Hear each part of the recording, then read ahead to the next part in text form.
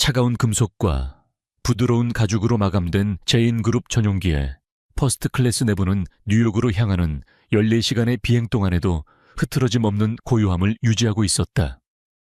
이곳은 단순한 좌석이 아니라 지상 수만 피트 위에서 움직이는 제국의 심장부와도 같았다.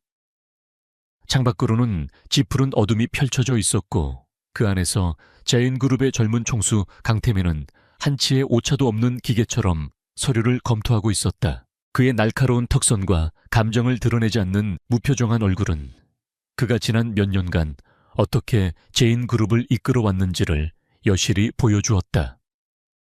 아버지가 물려준 왕국을 그는 자신만의 방식으로 더욱 견고하고 강력하게 만들었다. 감정은 사치였고 효율성은 신앙이었다. 지금 그의 손에 들린 서류들은 수십억 달러 규모의 인수합병 계약의 마지막 단계에 관한 것이었으며 이번 뉴욕 출장은 그 정점을 찍기 위함이었다. 그의 옆에는 약혼 여인 윤서아가 우아한 자세로 앉아 있었다. 그녀는 국내 굴지의 법무법인 대표의 딸로 아름다운 외모와 지성을 겸비한 강태민의 옆자리에 가장 완벽하게 어울리는 여자였다. 그녀는 태민의 일에 방해가 되지 않으면서도 자신의 존재감을 은은하게 드러낼 줄 아는 영리함을 지녔다. 여튼 샴페인 잔을 든 그녀의 손가락은 섬세하게 빛나고 있었다. 태민 씨, 너무 무리하지 말아요. 뉴욕에 도착해서 검토해도 늦지 않을 텐데. 그녀의 목소리는 비단결처럼 부드러웠지만 그 안에는 그의 관심을 자신에게로 돌리고 싶은 분명한 의도가 담겨 있었다. 태민은 서류에서 눈을 떼지 않은 채 나지막이 대답했다. 거의 다 끝났어. 미리 확인해 둬야 마음이 편해. 그의 대답은 간결했고 더 이상의 대화를 허락하지 않는 벽처럼 느껴졌다. 바로 그때 부드러운 발걸음 소리와 함께 한 명의 승무원이 그들에게 다가왔다. 정갈하게 빗어 넘긴 머리와 단정한 유니폼, 그리고 입가에 머문 직업적인 미소. 그녀는 훈련된 전문가의 모습 그대로였다. 태민은 서류의 중요한 수치에서 잠시 시선을 떼고 무심코 그녀를 올려다보았다. 음료 서비스를 위해 다가온 것이리라. 그는 그렇게 생각했다. 하지만 승무원의 얼굴을 확인하는 순간 태민의 세상은 소리 없이 멈춰 섰다. 그의 심장이 거대한 망치로 맞은 듯 쿵 하고 내려앉았다. 그의 동공이 미세하게 흔들렸고 단단하게 서류를 쥐고 있던 손에 힘이 풀리면서 종이 한 장이 바닥으로 스르륵 떨어졌다. 시간의 흐름이 왜곡되고 주변의 모든 소음이 차단된 듯한 착각에 빠졌다. 그가 5년 동안 단 한순간도 잊지 못했던, 그러나 다시는 마주치지 못할 것이라 여겼던 얼굴이 그곳에 있었다. 그녀는 오수진이었다. 그의 전부인. 한때 그의 세상의 전부였고 그의 삶을 송두리째 뒤흔들었던 여자. 이혼 후 종적을 감췄던 그녀가 지금은 비행기 승무원의 유니폼을 입고 그의 앞에 서 있었다. 그녀의 눈은 놀라움과 당혹감으로 찰나의 순간 크게 뜨였다가 이내 가면을 쓴 듯 냉정한 평온함을 되찾았다. 그러나 그 짧은 순간의 흔들림을 태민은 놓치지 않았다. 필요한 것 있으십니까? 손님 수진의 목소리는 기계처럼 정확하고 감정이 없었다. 그녀는 떨리는 호흡을 애써 억누르며 훈련받은 대로 응대했다. 그녀는 이 비행의 승객 명단에서 강태민의 이름을 보았을 때부터 이미 각오하고 있었다. 하지만 실제로 그의 얼굴을 마주하는 것은 전혀 다른 차원의 충격이었다. 특히 그의 옆에 앉은 누가 봐도 그의 약혼 여일 완벽한 여자의 존재는 그녀의 심장을 날카롭게 찔렀다. 윤서아는 태민의 이상한 반응을 즉시 알아차렸다. 언제나 강철 같던 그의 통제력이 처음으로 무너지는 모습을 본 것이다. 그녀의 시선은 태민의 얼굴에서 그가 넋을 잃고 바라보는 승무원에게로 옮겨갔다. 그녀는 수진을 위아래로 훑어보았다. 단정한 유니폼과 깔끔한 외모였지만 그녀의 눈에는 그저 평범한 서비스직 직원일 뿐이었다. 감히 자신의 남자가 될 사람의 시선을 빼앗아간 것에 대한 불쾌감이 끌어올랐다. 저기요, 승무원. 지금 우리 방해되는 거 안 보여요. 그리고 여기 떨어진 서류 안 보이나요? 서비스 교육을 어떻게 받은 건지 모르겠네. 서아의 목소리는 얼음처럼 차가웠고 명백한 경멸이 담겨 있었다. 그녀는 일부러 수진에게 모욕감을 주어 태민 앞에서 그녀의 존재를 하찮게 만들고 싶었다. 그녀는 수진이 태민의 전 부인이라는 사실은 꿈에도 알지 못했다. 수진은 서아의 날카로운 말에 움찔했지만 표정 하나 바꾸지 않았다. 그녀는 허리를 숙여 바닥에 떨어진 서류를 조심스럽게 집어들었다. 그녀의 손끝이 태민의 손이 닿았던 종이에 스치는 순간 잊고 있던 감각들이 불꽃처럼 되살아나는 듯했다. 그녀는 서류를 테이블 위에 공손히 올려놓으며 말했다. 죄송합니다, 손님. 바로 처리해드리겠습니다. 불편을 드려 죄송합니다. 그녀의 목소리는 너무나도 평온해서 오히려 비현실적으로 들렸다. 태민은 그저 멍하니 그녀의 움직임 하나하나를 지켜볼 뿐이었다. 5년 전 그의 곁을 떠날 때보다 조금 마른 듯한 얼굴 하지만 여전히 단단하고 굳건한 눈빛. 그녀가 어떻게 살아왔는지, 왜 이런 일을 하고 있는지 수만 가지 질문이 그의 머릿속을 스쳐 지나갔지만 단 한마디도 입 밖으로 내뱉을 수 없었다. 수진은 더 이상 그곳에 머물지 않고 조용히 몸을 돌려 다른 승객에게로 향했다. 그녀의 뒷모습은 조금도 흐트러짐이 없었다. 마치 방금 전의 일은 아무것도 아니라는 듯이 그녀는 완벽한 승무원의 역할을 계속해 나갔다. 하지만 아무도 보지 않는 곳에서 그녀는 주먹을 꽉 쥐었다. 손톱이 손바닥을 파고드는 아픔이 심장이 터질 듯한 고통을 간신히 억누르게 해주었다. 태민 씨, 왜 그래요? 저 여자 알아요. 서아가 집요하게 물었다. 그녀의 눈에는 의심과 질투가 뒤섞여 있었다. 태민은 그제야 정신을 차린 듯 억지로 시선을 서류로 돌렸다. 하지만 활자들이 눈에 들어오지 않았다. 머릿속은 온통 오수진 3글자로 가득 차 있었다. 그는 잠시 침묵하다가 감정을 억누른 목소리로 대답했다. 아니 몰라. 그냥 조금 피곤해서 그런가 봐. 그것은 명백한 거짓말이었다. 서아도 그것이 거짓말임을 직감했지만 더 이상 추궁하지 않았다. 대신 그녀는 앞으로 저 승무원의 행동 하나하나를 예리하게 지켜보리라 다짐했다. 비행기가 안정적인 고도에 접어들고 기내는 다시 평온을 되찾았지만 세 사람 사이에는 보이지 않는 폭풍이 휘몰아치고 있었다.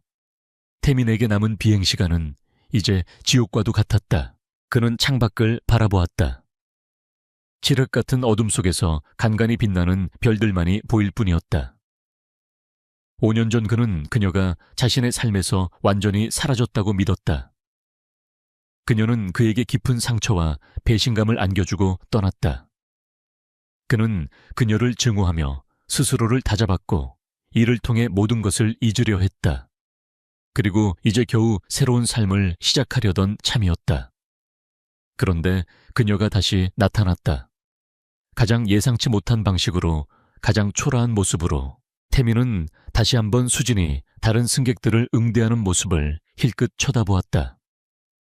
그녀의 미소는 완벽하게 직업적이었지만 그의 눈에는 그 미소 뒤에 숨겨진 슬픔과 피로가 보였다.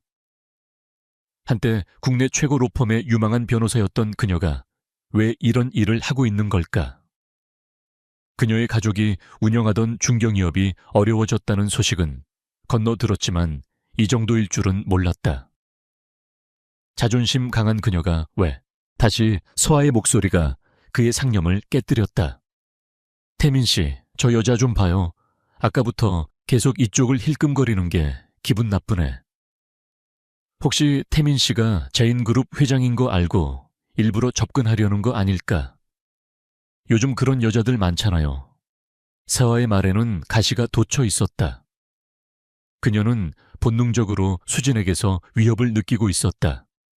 태민은 대답 대신 눈을 감았다. 머리가 아파왔다. 수진은 그들의 대화를 들을 수 없었지만 서아의 경계심 가득한 시선은 충분히 느낄 수 있었다. 그녀는 일부러 그들의 구역을 피해 다른 승무원에게 서비스를 부탁했다. 하지만 좁은 기내에서 그들을 완전히 피하는 것은 불가능했다. 식사 시간이 되자 그녀는 다시 카트를 끌고 그들 앞에 서야만 했다. 이번에는 어떤 모욕적인 말을 들을까 심장이 조여왔다. 메인 메뉴는 스테이크와 해산물 요리가 준비되어 있습니다. 어떤 것으로 하시겠습니까? 수지는 최대한 태민의 눈을 피하며 서아에게 먼저 물었다. 서아는 메뉴판을 보는 둥, 마는 둥 하더니 거만한 표정으로 말했다. 글쎄, 당신이 추천하는 건 별로 먹고 싶지 않네. 그냥 스테이크로 줘요. 미디엄 레어로. 조금이라도 핏물이 더 보이거나 덜 보이면 바로 컴플레인 할 테니 알아서 해요.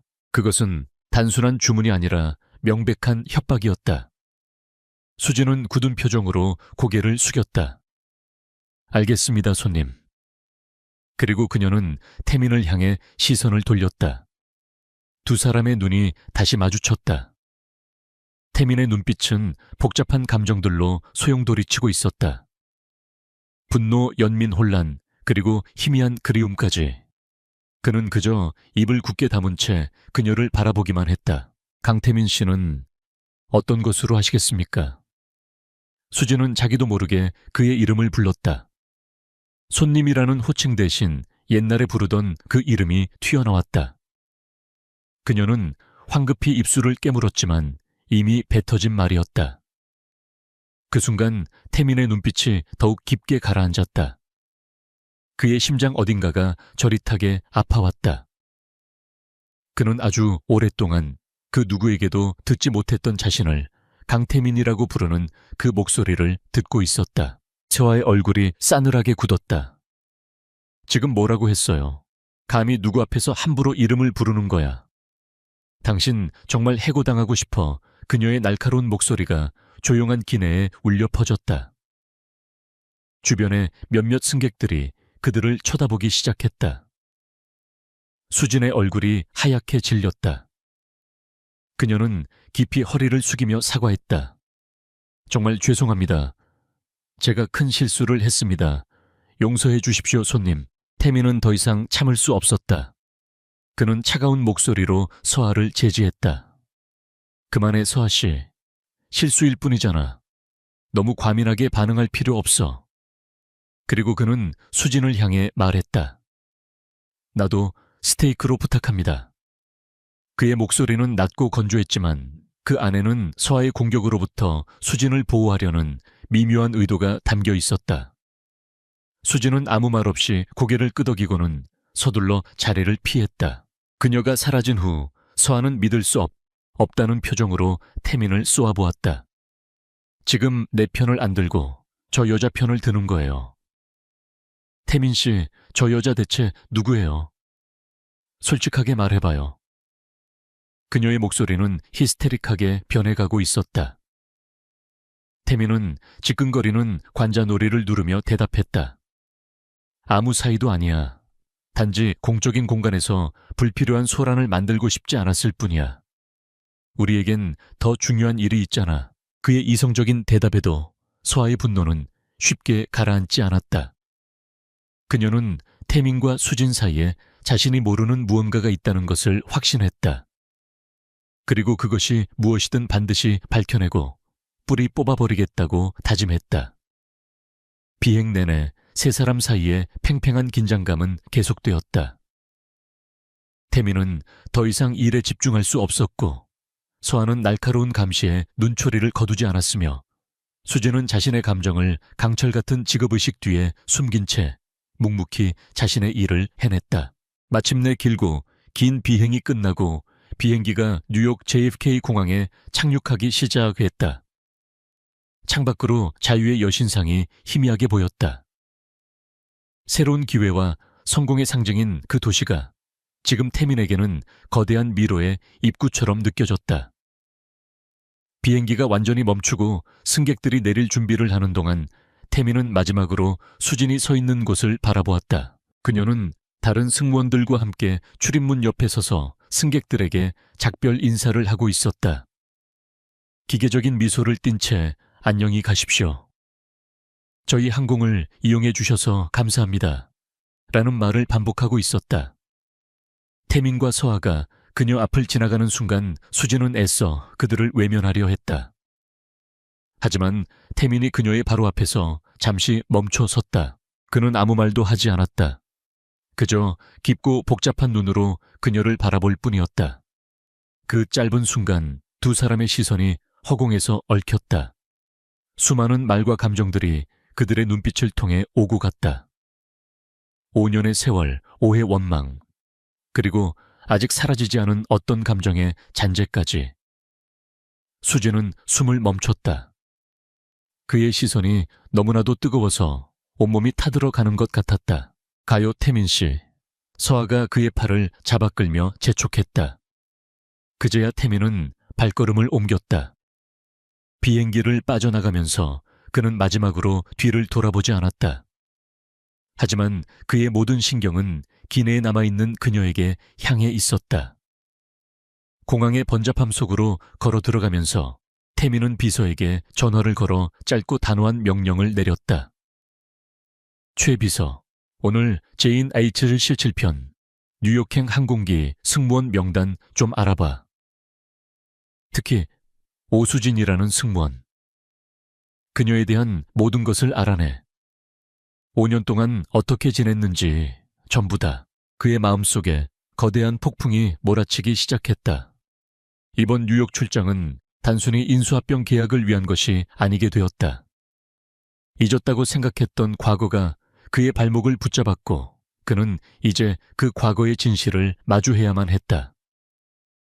오수진 그녀가 5년 동안 숨겨온 비밀은 무엇일까? 그리고 그 비밀이 앞으로 그의 삶을 어떻게 뒤흔들게 될지 그는 아직 상상조차 하지 못하고 있었다. 뉴욕 맨해튼의 스카이라인이 한눈에 내려다 보이는 최고급 호텔 스위트룸은 숨막히는 야경을 자랑했지만 강태민의 눈에는 그저 무의미한 불빛의 집합일 뿐이었다. 그는 거대한 통유리창 앞에 서서 칵테일 잔을 든 채 도시를 내려다보고 있었지만 그의 시선은 창밖이 아닌 자신의 내면 깊숙한 곳을 향해 있었다. 비행기에서 마주친 오수진의 얼굴이 그의 뇌리에서 떠나지 않고 계속 맴돌았다. 태민 씨, 내일 미팅 자료인데 한번 훑어보는 게 좋지 않겠어요? 상대편 변호인단이 아주 깐깐하기로 유명하대요. 윤서아가 실크 가운 차림으로 다가와 그의 팔에 부드럽게 팔짱을 꼈다. 그녀는 애써 비행기에서의 불쾌했던 일을 잊고 다시 완벽한 약혼녀의 역할로 돌아가려 노력했다. 그녀에게 이번 인수합병은 그들의 결혼만큼이나 중요한 비즈니스였다. 태민은 천천히 고개를 돌려 그녀를 바라보았다. 그의 눈빛은 텅 비어 있는 듯 공허했다. 알아서 할게. 먼저 자. 그의 목소리는 평소보다 더 낮고 차갑게 가라앉아 있었다. 서아는 그의 반응에 순간적으로 상처를 받았지만 이내 표정을 관리하며 미소를 지었다. 그녀는 이 남자를 다루는 법을 안다고 생각했다. 때로는 한 발 물러서 주는 것이 현명한 방법이었다. 알았어요. 하지만 너무 늦게까지 있진 말아요. 내일은 중요한 날이니까요. 그녀는 그의 뺨에 가볍게 입을 맞추고 침실로 향했다. 문이 닫히는 소리가 들리고 나서야 태민은 다시 혼자가 되었다. 그는 손에 든 잔을 단숨에 비웠다. 독한 위스키가 목을 태우고 내려갔지만 머릿속을 헤집는 혼란은 조금도 가라앉지 않았다. 그는 소파에 몸을 던지듯 앉아 눈을 감았다. 그러자 5년 전 그날의 기억이 어둠 속에서 선명하게 되살아났다. 폭우가 쏟아지던 밤, 그와 수진이 함께 살던 집의 서재. 공기는 얼음장처럼 차가웠고 두 사람 사이에는 건널 수 없는 강이 흐르고 있었다. 태민의 아버지 선대강 회장이 던져준 사진 몇 장이 테이블 위에 흩어져 있었다. 사진 속에는 수진이 낯선 남자와 호텔 카페에서 다정하게 웃으며 이야기하는 모습이 담겨 있었다. 이게 대체 뭔지 설명해봐. 태민의 목소리는 분노와 배신감으로 가늘게 떨리고 있었다. 당시 제인그룹은 적대적 인수합병 시도로 인해 창사 이래 최대의 위기를 맞고 있었다. 그는 몇 날 며칠을 밤새우며 전쟁을 치르고 있었고 신경은 극도로 날카로워져 있었다. 그런 그에게 아버지가 내민 사진들은 그의 마지막 남은 이성의 끈을 끊어버리기에 충분했다. 수지는 사진들을 한 번, 그리고 태민의 얼굴을 한 번 번갈아 보았다. 그녀의 얼굴은 하얗게 질려 있었지만 눈빛만은 놀라울 정도로 차분했다. 설명할 거 없어. 당신 눈에 보이는 그대로 판단해. 그녀의 대답은 태민을 더욱 절망하게 만들었다. 그는 그녀가 변명이라도 해주길, 오해라고 울며 매달려주길 바랐는지도 모른다. 하지만 그녀는 그러지 않았다. 그녀의 자존심이 허락하지 않았다. 판단하라고. 내가 뭘 더 판단해야 하지. 내 뒤에서 이런 짓을 하고 다니면서 어떻게 그렇게 떳떳할 수가 있어. 그는 자신도 모르게 고함을 질렀다. 수지는 입술을 깨물었다. 사진 속 남자는 그녀의 대학 선배였고 이혼 소송 중인 친구의 법률 자문을 위해 만난 것뿐이었다. 하지만 그 사실을 말하고 싶지 않았다. 그를 믿지 못하고 이 사진들을 들고 와 자신을 신문하는 태민에게 구차한 변명을 늘어놓고 싶지 않았다. 믿음이 없는데 무슨 설명이 필요해. 당신 아버지께서 원하시는 게 이거잖아. 내가 당신 옆에서 사라져 주는 거. 수진의 목소리는 담담했지만 그 안에는 깊은 체념과 슬픔이 배어 있었다. 그녀는 결혼 생활 내내 시아버지인 강 회장의 냉대와 무시를 견뎌야 했다. 그녀의 집안이 진 그룹의 격에 맞지 않는다는 것이 그 이유였다. 그리고 마침내 그가 이런 비열한 방식으로 자신을 쫓아내려 한다는 것을 깨달았다. 태민은 그녀의 말에 대답하지 못했다. 아버지의 반대를 무릅쓰고 한 결혼이었다. 그는 그녀를 사랑했고 지켜줄 수 있다고 믿었다. 하지만 회사가 위기에 처하자 그는 아버지가 내민 현실이라는 카드 앞에서 무력해졌다. 아버지는 수진과의 이혼을 위기 해결의 조건 중 하나로 내걸었다. 그리고 이 사진들은 그에게 완벽한 명분을 만들어 주었다. 그는 사랑과 현실 사이에서 비참하게 흔들리고 있었다. 결국 그날 밤 그는 그녀에게 이혼 서류를 내밀었다. 수진은 서류를 말없이 받아들고 그 자리에서 바로 사인을 했다.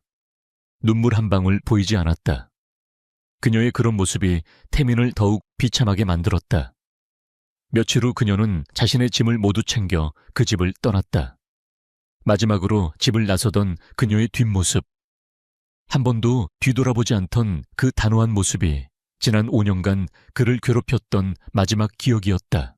후, 태민은 깊은 한숨을 내쉬며 눈을 떴다. 스위트룸의 화려한 샹들리에 불빛이 눈을 시리게 했다. 과거의 기억은 언제나 이렇게 생생하게 그를 고문했다.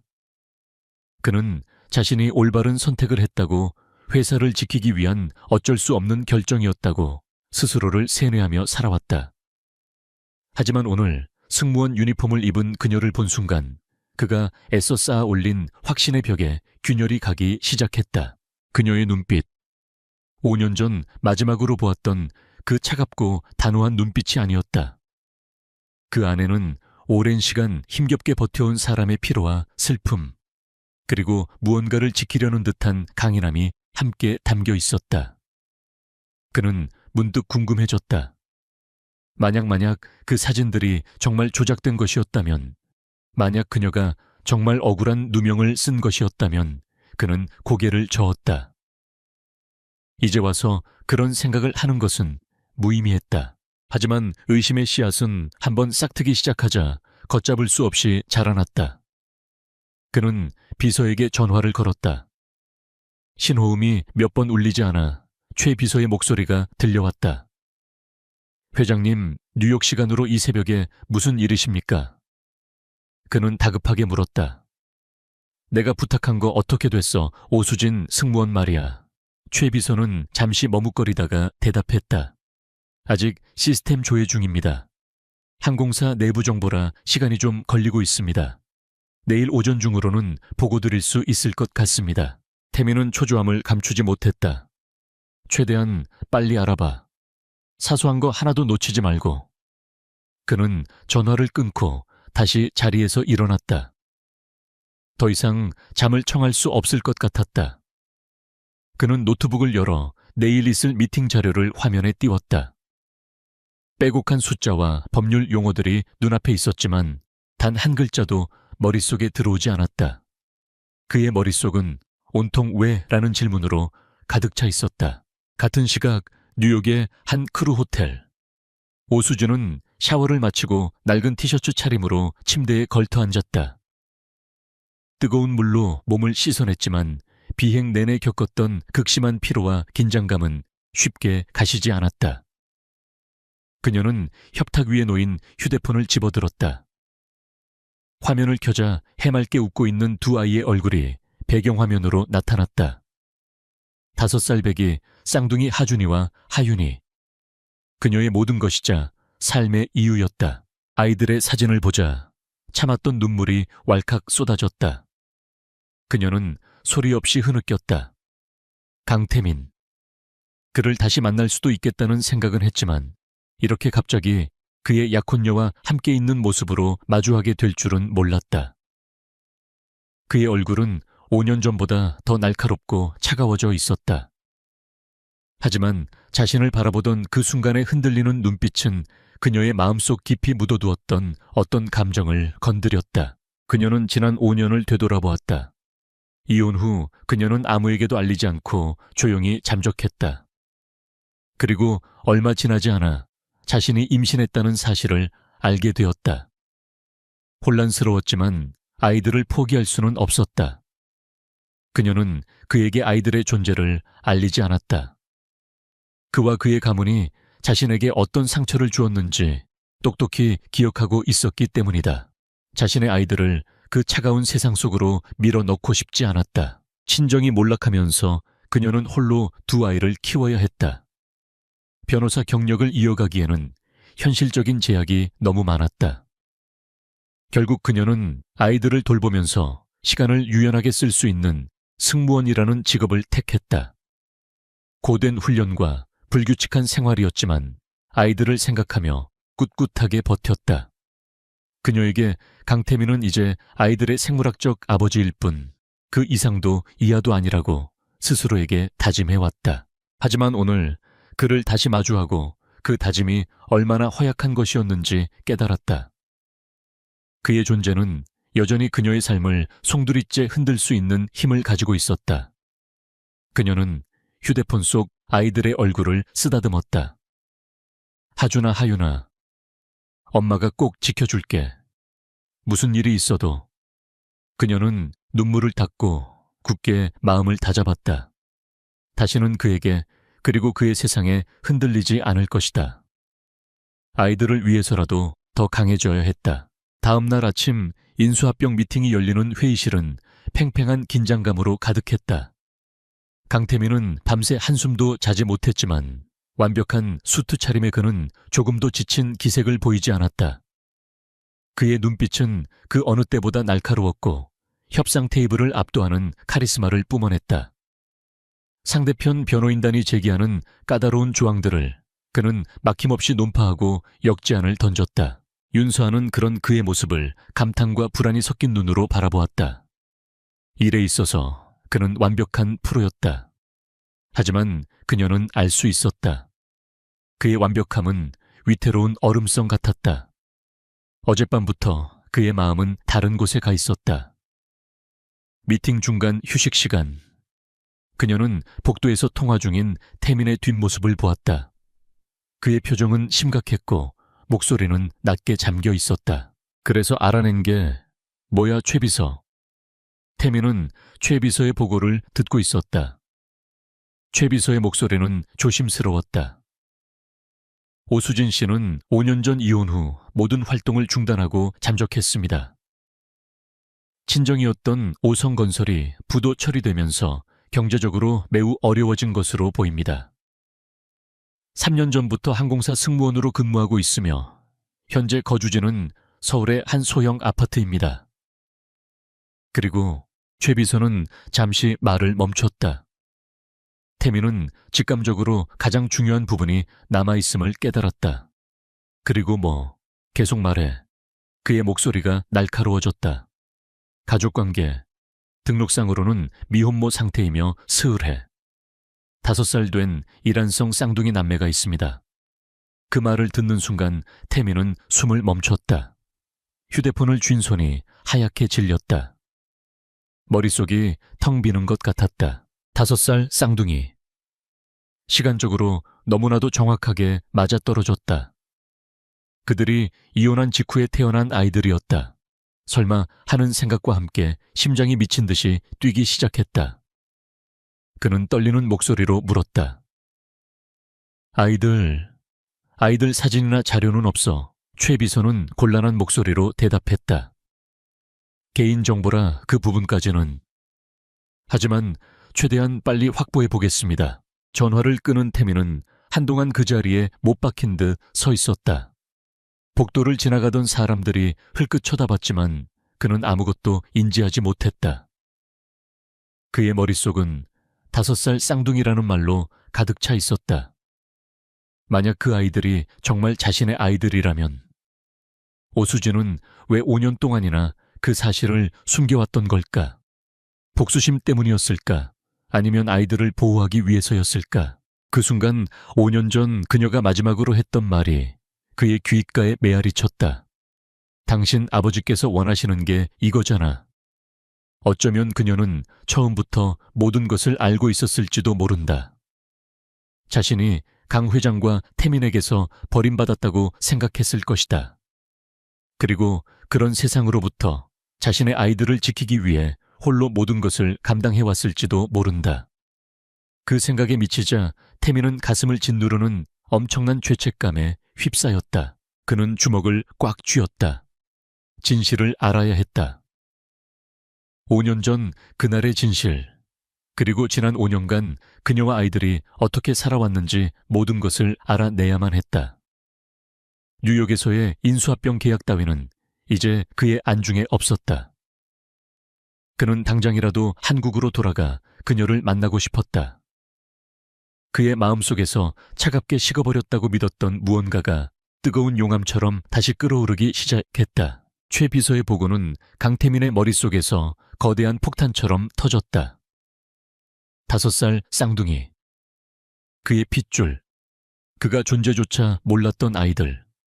그는 차가운 복도 벽에 등을 기댄 채 간신히 몸을 지탱했다. 세상이 빙글빙글 도는 것 같았다. 수년간 그를 지탱해왔던 냉철한 이성의 둑이 한꺼번에 무너져 내리는 기분이었다. 그는 자신이 지난 5년간 얼마나 어리석고 눈먼 삶을 살아왔는지 통감했다. 잠시 후 그는 비틀거리는 걸음으로 회의실로 돌아왔다. 그의 얼굴은 이전보다 더 창백하고 냉랭해 보였지만 눈빛만은 이글거리는 불길처럼 타오르고 있었다. 윤서아와 다른 임원들은 그의 변화를 감지했지만 그것이 극도의 분노와 결심의 표현이라는 것은 알지 못했다. 그들은 그가 협상의 마지막 단계를 앞두고 극도로 집중하고 있다고만 생각했다. 자리에 앉은 태민은 이전과는 전혀 다른 사람이 되어 있었다. 그는 더 이상 세부적인 조항들을 놓고 지루한 줄다리기를 하지 않았다. 대신 그는 핵심적인 몇 가지 사항을 제외한 모든 부차적인 문제들에 대해 과감하게 양보하며 상대방을 몰아붙였다. 그의 결정은 번개처럼 빠르고 단호했다. 제이인 그룹의 변호인단조차 그의 갑작스러운 전략 변화에 당황할 정도였다. 이 조항은 수용하겠습니다. 대신 우리는 기술 이전에 독점적 권리를 3년 더 연장하는 것을 요구합니다. 이것이 우리의 최종 제안입니다. 받아들이지 않겠다면 이 계약은 없는 것으로 하죠. 그의 목소리는 회의실 전체를 얼어붙게 할 만큼 차가웠다. 상대편은 그의 기세에 눌려 잠시 숙고하더니 결국 그의 제안을 받아들였다. 지루하게 며칠은 더 끌 것 같았던 협상은 단 몇 시간 만에 극적으로 타결되었다. 계약서에 서명을 마친 후 서한은 기쁨을 감추지 못하며 태민에게 다가왔다. 태민 씨, 정말 대단해요. 이렇게 빨리 끝낼 줄은 몰랐어요. 오늘 밤엔 우리 둘이서 축하 파티라도 해야겠어요. 그녀는 그의 팔에 매달리며 애교 섞인 목소리로 말했지만 태민은 무표정하게 그녀의 손을 떼어냈다. 피곤해. 바로 귀국 준비를 해야겠어. 그의 차가운 반응에 서아의 얼굴이 굳었다. 네, 하지만 귀국 비행편은 모레 아침으로 예약되어 있잖아요. 태민은 그녀를 돌아보지 않고 최 비서에게 전화를 걸었다. 최 비서, 당장 한국으로 돌아가는 가장 빠른 비행편을 알아봐. 몇 시간이든 기다릴 수 없어. 그의 단호한 명령에 서아는 더 이상 아무 말도 할 수 없었다. 그녀는 그저 그의 뒷모습을 바라보며 불길한 예감에 휩싸일 뿐이었다. 한국으로 돌아오는 비행기 안에서 태민은 단 한마디도 하지 않았다. 그는 창밖의 구름만 멍하니 바라보았고 그의 주변에는 누구도 접근할 수 없는 차가운 기운이 감돌았다. 서아는 몇 번이나 말을 걸어보려 했지만 그의 굳게 닫힌 마음의 문을 열 수 없었다. 그녀는 그가 왜 갑자기 저렇게 변했는지 그 이유를 알 수 없어 답답하고 불안했다. 그 원인이 비행기에서 마주쳤던 그 승무원 때문일지도 모른다는 의심이 그녀의 마음을 좀먹기 시작했다. 인천국제공항에 도착하자마자 태민은 기다리고 있던 의전 차량에 오르기 전 서아에게 말했다. 먼저 들어가. 회사에 급한 볼일이 생겨서 들렀다 가야겠어. 그는 그녀의 대답을 들을 시간도 주지 않고 다른 채 올라타 버렸다. 홀로 남겨진 서아는 모욕감과 분노로 입술을 깨물었다. 강태민이 자신에게 무언가를 숨기고 있다는 확신이 들었다. 그리고 그녀는 그것이 무엇이든 반드시 알아내리라 다짐했다. 태민을 태운 세단은 집이 아닌 제아엔그룹 본사로 향했다. 차 안에서 그는 초조하게 휴대폰만 만지작거렸다. 최 비서로부터 추가 보고가 오기만을 기다리고 있었다. 서울의 익숙한 풍경이 창밖으로 빠르게 스쳐 지나갔지만 그의 눈에는 아무것도 들어오지 않았다. 그의 온 신경은 오직 아이들에게로 향해 있었다. 정말 자신의 아이들이 맞을까? 그렇다면 어떤 모습일까? 그때 진동과 함께 휴대폰 화면에 메시지가 떴다. 최 비서였다. 메시지는 짧았다. 회장님, 확인해 보십시오. 그리고 그 아래에는 암호화된 동영상 파일 하나가 첨부되어 있었다. 태민은 마른 침을 삼키며 파일을 열었다. 로딩되는 짧은 순간이 영혼처럼 길게 느껴졌다. 이윽고 영상이 재생되기 시작했다. 영상은 서울의 한 평범한 동네에 있는 작은 놀이터를 배경으로 하고 있었다. 누군가 멀리서 몰래 촬영한 듯 화면이 미세하게 흔들리고 있었다. 화면 속에는 편안한 일상복 차림의 오수진이 그네에 앉은 두 아이를 밀어주고 있었다. 그녀의 얼굴에는 승무원 유니폼을 입었을 때와는 전혀 다른 따뜻하고 부드러운 미소가 걸려 있었다.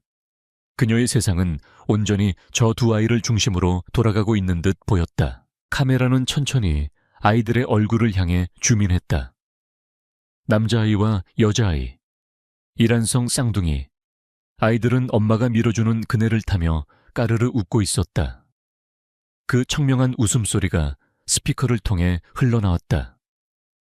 태민은 숨을 멈췄다. 화면 가득히 잡힌 아이들의 얼굴을 보는 순간 그의 심장이 멎는 것 같았다. 의심의 여지가 없었다. 남자아이는 자신의 어릴 적 모습을 그대로 빼다 박았다. 고집스러워 보이는 턱선 깊고 총명해 보이는 눈매까지. 여자아이는 수진을 더 많이 닮았지만 웃을 때 살짝 올라가는 입꼬리는 분명 자신의 것이었다. 태민은 자신의 어린 시절 앨범 속 사진 한 장을 떠올렸다. 그 사진 속의 자신과 화면 속의 여자아이는 놀라울 정도로 닮아 있었다. 그들은 그의 아이들이었다. 강태민의 아들과 딸. 5년 동안 그는 이 아이들의 존재조차 모르고 살아왔다. 아이들이 처음 세상에 태어난 순간, 처음으로 엄마라고 말했던 순간, 처음으로 아장아장 걸음마를 떼던 그 모든 소중한 순간들을 그는 놓쳐버렸다. 그 사실이 거대한 파도처럼 그를 덮쳤다. 그의 눈에서 뜨거운 무언가가 주르륵 흘러내렸다. 그가 흘려본 적 없었던 눈물이었다. 차 안의 정막 속에서 아이들의 웃음소리만이 반복해서 울려 퍼졌다. 태민은 넋을 잃은 채 휴대폰 화면만 바라보았다. 영상 속에서 수지는 그네에서 내린 아이의 헝클어진 머리를 다정하게 쓸어주었다. 그 손길에는 세상 전부를 다 주어도 아깝지 않을 깊은 사랑이 담겨 있었다. 그녀는 홀로 이 모든 것을 감당해왔던 것이다.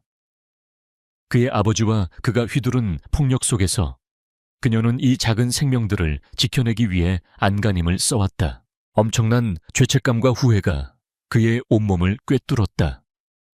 그는 자신이 얼마나 잔인하고 이기적인 인간이었는지 깨달았다. 그는 그녀를 믿어주지 않았고 그녀를 보호해주지 못했다. 오히려 그는 아버지가 쳐놓은 함정에 빠져 그녀에게 지울 수 없는 상처를 주었다. 그리고 그 대가로 그는 자신의 아이들이 자라는 모습을 볼 수 있는 천금 같은 5년이라는 시간을 잃어버렸다. 분노가 치밀어 올랐다. 돌아가신 아버지에 대한 원망, 그리고 무엇보다 자기 자신에 대한 혐오감이 들끓었다. 그는 주먹을 너무 꽉 쥔 나머지 손톱이 손바닥을 파고들어 피가 배어나왔다. 하지만 그는 고통을 느끼지 못했다. 가슴을 찢는 듯한 아픔에 비하면 육체적인 고통은 아무것도 아니었다. 그는 이 모든 것을 바로 잡아야만 했다. 무슨 수를 써서라도. 회장님, 본사에 거의 다 도착했습니다. 지하 주차장으로 들어갈까요? 운전기사가 조심스럽게 물었다. 태민은 한참 동안 대답이 없었다. 그는 여전히 영상에서 눈을 떼지 못하고 있었다. 영상 속에서 수진이 아이들의 손을 잡고 놀이터를 떠나고 있었다. 세 사람의 뒷모습은 작고 소박했지만 그 어떤 재벌가의 가족보다도 완벽하고 행복해 보였다. 태민은 마침내 입을 열었다. 그의 목소리는 눈물과 분노로 심하게 잠겨 있었다. 차 돌려. 최 비서에게 방금 그 영상에 나온 아파트 주소 당장 보내라고 해. 운전기사는 잠시 당황했지만 회장의 명령에 즉시 차를 유턴했다. 태민은 더 이상 제인그룹의 CEO가 아니었다. 그는 이제 한 명의 아버지였다. 5년 만에 자신의 아이들을 되찾으러 가는 세상에서 가장 간절하고 절박한 아버지. 그의 머릿속은 복잡한 계획들로 빠르게 회전하기 시작했다. 먼저 수진을 만나야 했다. 그리고 그녀에게 진심으로 사죄해야 했다. 하지만 그녀가 자신을 쉽게 용서해 줄 리 없었다. 그는 그녀에게 용서를 구걸할 자격조차 없었다. 그렇다면 아이들은 아이들에게 자신을 어떻게 설명해야 할까? 지난 5년간 아버지 없이 살아온 아이들에게 갑자기 나타난 자신은 그저 낯선 아저씨일 뿐일 것이다. 그럼에도 불구하고 그는 가야만 했다. 더 이상 단 하루, 단 한 시간도 지체할 수 없었다. 그는 잃어버린 5년의 시간을 되돌릴 수는 없지만 앞으로 남은 시간은 온전히 그들을 위해 살고 싶었다. 그의 세계는 이제 완전히 재편되었다. 수십억 달러의 인수합병 계약도, JIN 그룹의 미래도, 윤서아와의 약혼도 그 무엇도 이제 그의 아이들보다 중요하지 않았다. 그의 삶의 최우선 순위는 명확해졌다. 어떻게든 무슨 수를 써서라도 그는 자신의 가족을 되찾을 것이다. 강태민의 차가 멈춰 선 곳은 화려한 강남의 주상복합이 아닌 서울 변두리의 평범하고 낡은 아파트 단지 앞이었다. 수백 개의 창문들이 저마다의 삶의 이야기를 품고 빼곡히 들어선 건물은 그가 살아온 세상과는 완전히 다른 이질적인 공간이었다. 그는 차 안에서 잠시 망설였다. 저 아파트 어딘가에 자신의 아이들이 살고 있다. 그 사실만으로도 심장이 터질 것처럼 세차게 뛰었다. 그는 운전기사에게 대기하라는 지시를 내리고 차에서 내렸다. 익숙하지 않은 동네의 공기가 그의 폐부를 찔렀다. 아이들의 웃음소리와 저녁 식사를 준비하는 냄새가 뒤섞인 평범한 일상의 풍경 속에서 그는 완벽한 이방인이었다. 엘리베이터를 타고 최 비서가 알려준 층수 버튼을 누르는 그의 손가락이 미세하게 떨렸다. 문이 열리고 복도를 걸어 마침내 한 집에 현관문 앞에 섰을 때 그는 길게 심호흡을 했다. 초인종을 누르자 안에서 작은 소란과 함께 앙증맞은 아이의 목소리가 들려왔다. 엄마 누구 왔어? 곧이어 문이 열리고 편안한 홈웨어 차림의 오수진이 나타났다. 그녀는 택배 기사일 것이라 생각한 듯 무심한 표정으로 문을 열었다가 문 앞에 서 있는 강태민의 얼굴을 보고 그대로 얼어붙었다. 그녀의 얼굴에서 핏기가 사라지고 눈동자는 극도의 경계심과 충격으로 흔들렸다. 당신이 여길 어떻게 해? 그녀의 목소리는 거의 들리지 않을 만큼 작게 떨렸다. 그녀는 본능적으로 몸을 움직여 문틈을 막아서며 집 안이 보이지 않게 하려 애썼다. 하지만 이미 늦었다. 태민의 시선은 그녀의 어깨 너머 집 안으로 향해 있었다. 거실 벽 뒤에서 자신과 똑 닮은 얼굴을 한 남자아이가 호기심 가득한 눈으로 이쪽을 훔쳐보고 있었다. 영상으로 봤던 것과는 비교할 수 없는 현실의 충격이 그의 온몸을 강타했다. 들어가서 얘기 좀 하지. 태민의 목소리는 거칠게 잠겨 있었다. 그는 더 이상 이 문 앞에서 단 1초도 지체하고 싶지 않았다. 수진은 입술을 깨물었다. 이 남자를 집 안으로 들이는 순간 자신이 5년간 필사적으로 지켜온 평화로운 일상이 깨져버릴 것이라는 것을 직감했다. 하지만 그의 눈빛은 거절을 용납하지 않을 듯 단호했고 여기서 소란을 피우는 것은 아이들에게 더 좋지 않았다. 결국 그녀는 작게 한숨을 쉬며 문에서 비켜섰다. 태민은 좁은 현관을 지나 집 안으로 들어섰다. 아파트는 작았지만 깔끔하게 정돈되어 있었고 곳곳에 아이들의 흔적이 묻어나는 따뜻한 공간이었다. 냉장고에는 아이들이 그린 것으로 보이는 삐뚤빼뚤한 그림들이 붙어 있었고 거실 한쪽에는 장난감들이 옹기종기 모여 있었다. 그가 살고 있는 차갑고 거대한 펜트하우스와는 모든 것이 달랐다.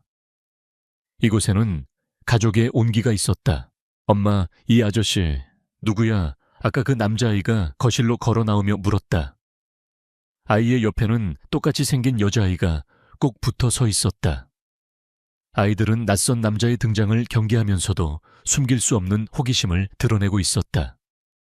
태민은 아이들을 보는 순간 아무 말도 할 수 없었다. 목구멍에 뜨거운 덩어리가 걸린 듯 숨쉬기조차 힘들었다. 그는 그저 아이들의 얼굴 하나하나를 눈에 새기듯 바라볼 뿐이었다. 수진은 아이들을 향해 애써 미소를 지으며 말했다. 하준아, 하윤아, 엄마랑 잠깐 얘기할 손님이 오셨어. 방에 들어가서 둘이 놀고 있을래. 그녀의 목소리는 부드러웠지만 단호했다. 아이들은 잠시 망설이다가 엄마의 말에 고개를 끄덕이고는 자신들의 방으로 쪼르르 달려갔다. 아이들이 사라지고 나서야 거실에는 무거운 침묵이 내려앉았다. 침묵을 깬 것은 태민이었다. 그는 감정을 억누르며 물었다. 왜 말하지 않았어? 그의 질문에 수진은 차가운 미소를 지었다. 뭘 말이여? 내가 당신한테 무언가를 보고해야 할 의무라도 있었나? 그녀의 목소리에는 날카로운 가시가 돋쳐 있었다. 내 아이들이야. 내겐 알 권리가 있었어. 태민이 격앙된 목소리로 대꾸했다. 그 말에 수진의 눈빛이 싸늘하게 변했다. 당신 아이들 이제 와서 5년 전 당신 아버지가 던져준 사진 몇 장에 나를 매정하게 내쳤던 사람이 누구였죠? 내 말은 한마디도 믿어주지 않고 이혼 서류부터 내밀었던 건 당신이었어. 그런 당신에게 내가 왜 아이들의 존재를 알려야만 했지? 그녀의 목소리는 분노로 떨리고 있었다. 지난 5년간 억눌러 왔던 모든 감정이 터져 나오기 시작했다. 그건 오해였어. 내가 어리석었어. 태민은 고개를 숙였다. 오해, 어리석었다고 그 말 한마디로 지난 5년의 세월이 없던 일이 되나. 내가 이 아이들을 낳고 기르면서 얼마나 힘들었는지 당신은 상상이나 할 수 있어. 밤새 열이 펄펄 끓는 아이를 안고 혼자 응급실을 뛰어다니고 분유값, 기저귀값 걱정에 잠 못 이룬 밤들을 당신이 알기나 해. 수진의 눈에서 눈물이 흘러내렸다. 난 당신과 당신의 가문이 두려웠어. 만약 아이들의 존재를 알았다면 당신들 마음대로 아이들을 빼앗아 가려 했을 테니까. 제인 그룹의 후계자로 키운다는 명목 아래 아이들의 어린 시절을 망가뜨리게 둘 수는 없었어. 차라리 내가 고생하는 게 낫지. 내 아이들을 그 차갑고 위선적인 세상에 던져 넣을 수는 없었단 말이야. 그녀의 절규는 비수처럼 날아와 태민의 심장에 박혔다. 그는 아무런 변명도 할 수 없었다. 그녀의 말은 모두 사실이었다. 그는 그녀에게 그리고 자신의 아이들에게 씻을 수 없는 죄를 지었다. 그는 소파 옆에 주저앉듯 무릎을 꿇었다. 제아엔 그룹의 총수 강태민이 생전 처음으로 누군가에게 무릎을 꿇은 순간이었다. 미안하다. 정말 미안해, 수진아. 그의 목소리는 처절하게 갈라져 나왔다. 내가 모든 걸 잘못했어. 제발 나에게 기회를 줘. 아버지로서, 남편으로서 모든 걸 되돌릴 수 있는 기회를 줘. 그는 진심으로 애원했다. 하지만 수진은 차갑게 고개를 저었다. 기회 너무 늦었어, 강태민. 우리 사이는 5년 전 그날 밤에 이미 끝났어. 그리고 아이들에게 아빠라는 존재는 없어. 처음부터 없었으니까. 바로 그때 방문이 살짝 열리더니 아이들이 다시 고개를 내밀었다. 엄마가 우는 것을 보고 걱정이 된 모양이었다. 아이들은 거실의 심상치 않은 분위기와 무릎을 꿇고 있는 낯선 남자를 보고 겁을 먹은 듯 보였다. 하윤이가 울먹이며 물었다. 엄마 왜 울어? 이 아저씨가 엄마 괴롭혔어. 아이의 말에 태민은 심장이 산산조각 나는 듯한 고통을 느꼈다. 수진은 황급히 눈물을 닦고 아이들에게 다가갔다. 아니야, 하윤아.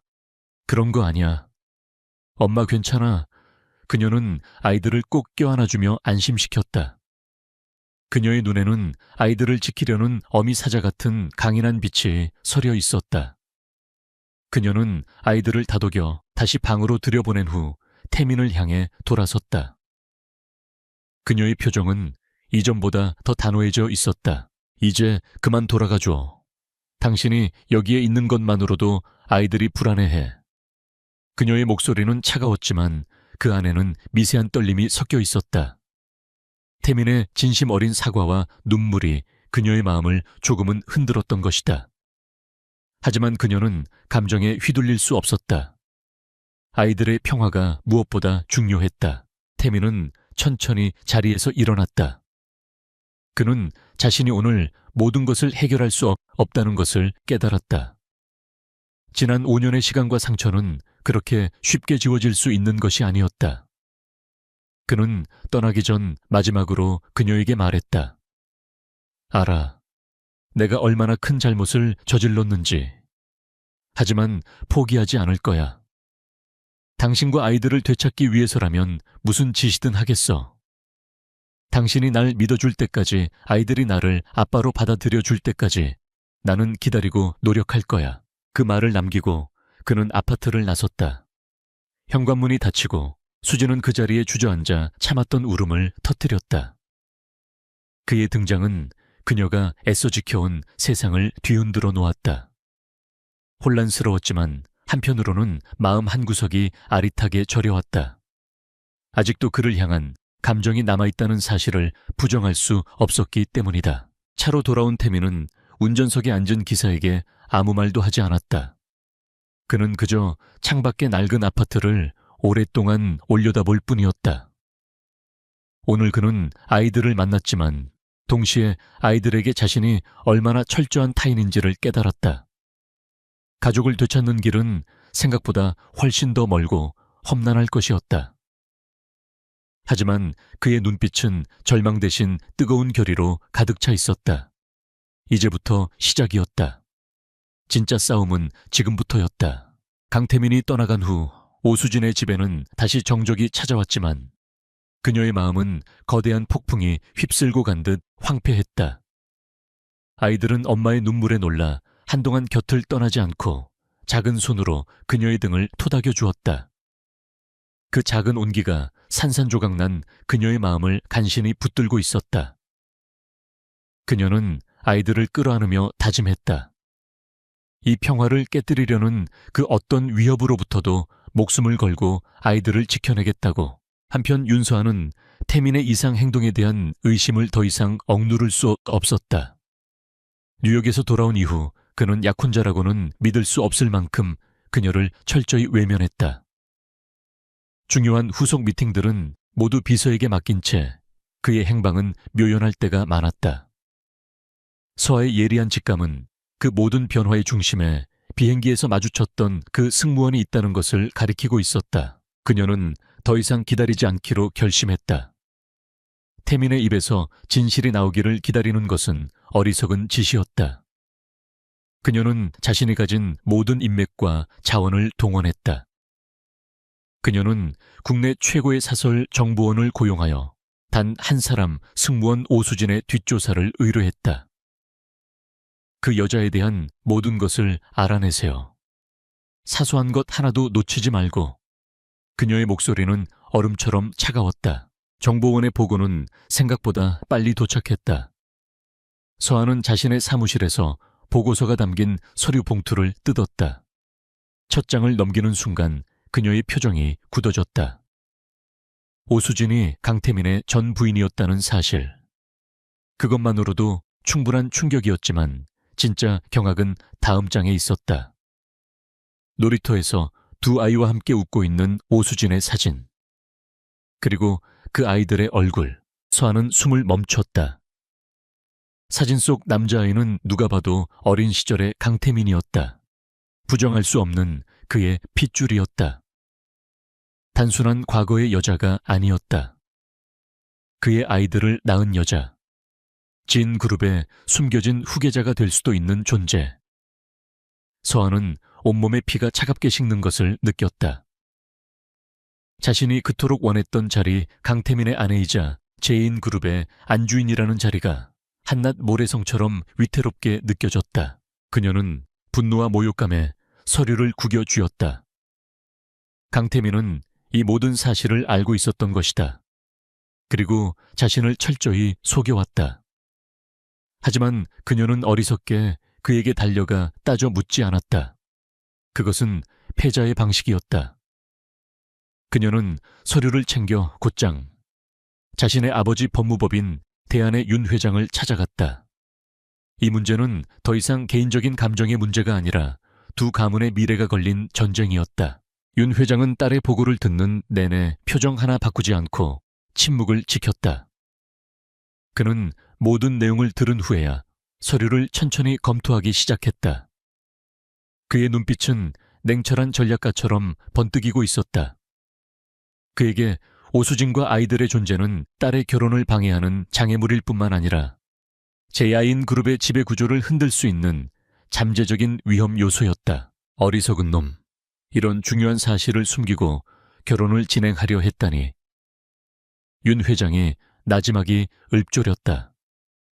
그의 분노는 강태민이 아니라 그의 일처리를 이토록 허술하게 만든 상황 그 자체를 향한 것이었다. 서아는 초조하게 물었다. 아버지 어떻게 해야 하죠? 이대로 두면 그 여자와 아이들이 우리 앞길을 막을 거예요. 당장 그들을 쫓아내야 해요. 윤 회장은 딸을 한심하다는 듯 쳐다보았다. 시끄럽게 정면으로 부딪히는 건 하수들이나 하는 짓이다. 조용하고 깨끗하게 처리해야지. 그는 잠시 생각에 잠기더니 비서에게 전화를 걸어 지시를 내렸다. 김비서 코리아 에어라인의 박전무 연락처 좀 연결해주게. 내가 예전에 도와준 일이 좀 있었지.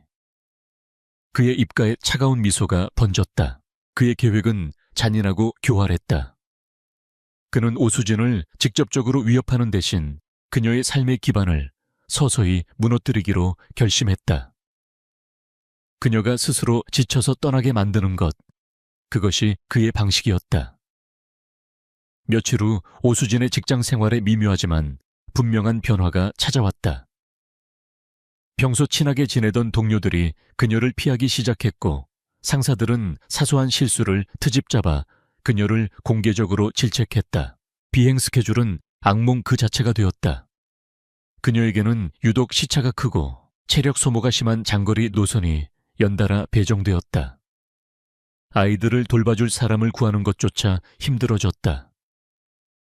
한 번은 비행을 마치고 녹초가 되어 돌아왔을 때 사무장이 그녀를 호출했다. 그는 책상 위에 고객불만 접수 서류 한 장을 던지듯 내려놓았다. 오수진 씨, 이게 어떻게 된 겁니까? 퍼스트 클래스 승객에게 고의적으로 불친절한 서비스를 제공했다는 내용의 컴플레인이 접수됐어요. 심지어 승객에게 반말까지 했다고요. 사무장의 목소리는 차가웠다. 수진은 서류를 읽고 어이가 없었다. 모두 명백한 거짓말이었다. 그날 비행에서 그런 일은 결코 없었다. 그녀는 억울함을 호소했다. 사실이 아닙니다, 사무장님. 저는 그런 적이 없습니다. 이건 명백한 모함입니다. 하지만 사무장은 그녀의 말을 들으려 하지 않았다. 증거도 없이 변명하지 마세요. 이 승객은 우리 항공사의 VVIP 고객입니다. 오수진 씨는 이번 일에 대한 경위서를 작성하고 당분간 비행에서 제외됩니다. 인사위원회가 열릴 수도 있으니 각오하세요. 그것은 사형 선고나 다름없었다. 수진은 온몸에 힘이 빠져나가는 것을 느끼며 사무실을 나왔다. 복도를 걷는 동안 동료들의 수근거리는 소리가 그녀의 등 뒤에 비수처럼 꽂혔다. 그녀는 이것이 우연이 아니라는 것을 직감했다. 보이지 않는 거대한 손이 자신의 목을 조여오고 있었다. 강태민의 약혼녀 윤서아의 얼굴이 떠올랐다. 그녀가 꾸민 짓일 것이다. 그날 밤 수진은 잠든 아이들의 얼굴을 보며 깊은 고민에 빠졌다. 이대로 회사를 그만두고 도망쳐야 할까? 하지만 어디로 어떻게 두 아이를 먹여 살릴 수 있을까? 그녀에게 이 직장은 아이들을 지키기 위한 마지막 보루였다. 여기서 무너지면 모든 것이 끝장이었다. 그녀는 주먹을 꽉 쥐었다. 도망치지 않을 것이다. 오히려 더 당당하게 맞서 싸우리라. 다음 날 그녀는 징계위원회에 제출할 자신의 무고를 증명할 자료들을 모으기 시작했다. 그녀는 함께 비행했던 동료 승무원들을 찾아가 증언을 부탁했다. 대부분은 불이익을 당할까 두려워 외면했지만 평소 그녀의 성실함을 알고 있던 몇몇 동료들이 용기를 내어 그녀를 도와주기로 했다. 그녀는 또한 항공사 노동조합에도 연락하여 부당한 처사에 대해 상담을 받았다. 그녀가 홀로 고군분투하는 동안 강태민 역시 윤 회장 측의 움직임을 모두 파악하고 있었다. 최 비서를 통해 수진이 회사에서 부당한 대우를 받고 있다는 보고를 받은 그의 분노는 극에 달했다. 그는 윤 회장의 비열한 방식에 치를 떨었다. 그는 당장이라도 윤 회장에게 달려가 모든 것을 끝내고 싶었지만 섣불리 움직였다가는 오히려 수진과 아이들이 더 큰 위험에 처할 수 있었다. 그는 조용히 방역을 준비하기 시작했다. 그는 제인그룹의 법무팀과 감사팀을 총동원하여 법무법인 대안과 윤 회장의 비자금 및 탈세 혐의에 대한 증거를 수집하라고 비밀리에 지시했다. 적의 숨통을 끊기 위해서는 가장 강력한 무기를 준비해야만 했다. 동시에 그는 수진을 보호할 방법을 강구했다. 그녀가 더 이상 혼자서 외롭게 싸우지 않게 해야 했다. 며칠간의 힘든 싸움 끝에 지친 몸을 이끌고 집으로 돌아온 어느 날 밤 수진은 낯선 번호로부터 온 문자 메시지 한 통을 받았다. 그녀는 스팸 메시지일 것이라 생각하고 무시하려다 무심코 내용을 확인하고는 그 자리에 멈춰 섰다. 메시지는 짧았다. 힘들게 해서 미안해. 내가 해결할게. 발신인은 강태민이었다. 그 짧은 문장이 지난 며칠간 강철처럼 버텨왔던 그녀의 마음을 흔들었다. 그가 모든 것을 알고 있었다. 그리고 그녀의 뒤에서 그녀를 지켜보고 있었다. 복잡한 감정이 밀려왔다. 그에 대한 원망과 불신, 그리고 자신도 모르는 사이 그에게 의지하고 싶어하는 나약한 마음이 뒤섞였다. 그녀는 답장을 보내지 않았다. 하지만 그날 밤 그녀는 아주 오랜만에 깊은 잠을 잘 수 있었다. 보이지 않는 전쟁의 서막이 올랐고 이제 그녀는 더 이상 혼자가 아니었다. 강태민이 보낸 문자 메시지는 오수진의 마음에 작은 파문을 일으켰다. 그가 모든 것을 알고 있다는 사실, 그리고 그녀를 돕겠다는 그의 의지가 혼란스러우면서도 한편으로는 기댈 곳 없는 그녀에게 희미한 위안이 되었다. 하지만 그녀는 아직 그를 온전히 믿을 수 없었다. 지난 5년간 그녀를 지탱해온 것은 불신과 독립심이었고 그것을 하루아침에 허물어버리기란 불가능했다. 같은 시각 자엔그룹 본사 회장실에 불은 꺼질 줄 몰랐다. 강태민은 최 비서가 보고한 자료들을 검토하며 날카롭게 눈을 빛내고 있었다. 윤 회장이 항공사에 압력을 넣어 수진을 괴롭히고 있다는 사실에 그의 분노는 머리끝까지 치밀었다. 그는 자신의 여자와 아이들을 건드린 대가가 얼마나 끔찍한 것인지 윤 회장에게 뼈저리게 느끼게 해주리라 다짐했다. 그는 즉시 행동에 나섰다. 하지만 윤 회장처럼 비열하고 치졸한 방식은 아니었다. 그는 제야인그룹이라는 거대한 제국의 힘을 이용해 훨씬 더 압도적이고 치명적인 방식으로 방역을 개시했다. 그는 최 비서를 불러 지시를 내렸다. 코리아 에어라인과의 연간 법인 계약 규모가 얼마나 되지? 최 비서는 즉시 자료를 확인하고 대답했다. 계열사 전체를 합하면 연간 약 500억 원 규모입니다, 회장님. 태민의 입가에 냉소가 어렸다. 항공사 CEO에게 내 이름은 빼고 제인그룹 비서실장 명의로 연락해. 최근 임직원 관리에 대한 불미스러운 소문과 서비스 품질 저하 문제로 인해 그룹 차원에서 법인 계약 전면 재검토를 고려하고 있다고 전달해. 그의 지시는 간결했지만 그 안에 담긴 위협은 항공사 전체를 뒤흔들 만큼 강력했다. 수진의 이름은 단 한마디도 언급하지 않았다. 그것이 상대를 더욱 불안하게 만드는 고수의 방식이었다. 효과는 즉각적으로 나타났다. 다음 날 아침 비행 정지 상태로 출근했던 수진은 사무장으로부터 호출을 받았다. 그녀는 마침내 해고 통보를 받게 될 것이라 각오하며 무거운 발걸음을 옮겼다. 하지만 사무실에 들어선 그녀를 맞이한 것은 어제와는 180도 다른 사무장의 태도였다. 그는 당황한 기색이 역력한 얼굴로 그녀에게 허리를 굽히며 사과했다. 오수진 승무원, 정말 죄송하게 됐습니다. 어제 접수됐던 고객 불만은 VVIP 고객 측의 착오로 인한 해프닝으로 확인되었습니다. 고객께서 직접 연락하여 정중하게 사과와 함께 컴플레인 철회 의사를 밝혀오셨습니다. 사무장은 횡설수설하며 변명을 늘어놓았다. 그는 갑자기 뒤바뀐 상황에 어쩔 줄 몰라 했다. 비행정지 조치는 즉시 해제되었으며 오늘부터 정상 스케줄에 복귀하시면 됩니다. 이번 일로 심려를 끼쳐드려 정말 죄송합니다. 수진은 어안이 벙벙했다. 하룻밤 사이에 대체 무슨 일이 벌어진 것인지 짐작조차 할 수 없었다. 하지만 그녀의 머릿속에 단 한 사람의 얼굴이 떠올랐다. 강태민. 그가 보낸 문자 메시지의 내용이 현실이 된 것이다. 내가 해결할게. 그는 정말로 해결했다. 그녀가 상상할 수 없었던 방식으로 그녀를 짓누르던 거대한 압력을 단숨에 소멸시켜버렸다. 회사 복도를 걷는 동안 어제까지 그녀를 경멸의 눈초리로 쳐다보던 동료들이 이제는 슬금슬금 그녀의 눈치를 살폈다. 그녀의 뒤에 상상할 수 없는 거대한 배경이 있다는 소문이 순식간에 퍼져나갔다. 수진은 씁쓸한 미소를 지었다. 이것이 바로 그가 사는 세상의 방식이었다. 권력과 돈으로 모든 것을 움직이는 세상. 그녀는 그 세상이 싫어서 도망쳤지만 역설적이게도 지금 그 힘의 보호를 받고 있었다. 한편 태민은 수진의 문제를 해결한 것에 만족하지 않고 윤 회장의 숨통을 조일 다음 단계를 준비하고 있었다. 제인그룹의 정예감사팀은 법무법인 대한에 지난 10년간의 모든 금융거래 내역을 샅샅이 파헤치고 있었다. 그리고 마침내 윤 회장이 차명 계좌를 통해 거액의 비자금을 조성하고 세금을 탈루한 결정적인 증거를 포착했다. 태민은 단순한 복수를 원하는 것이 아니었다.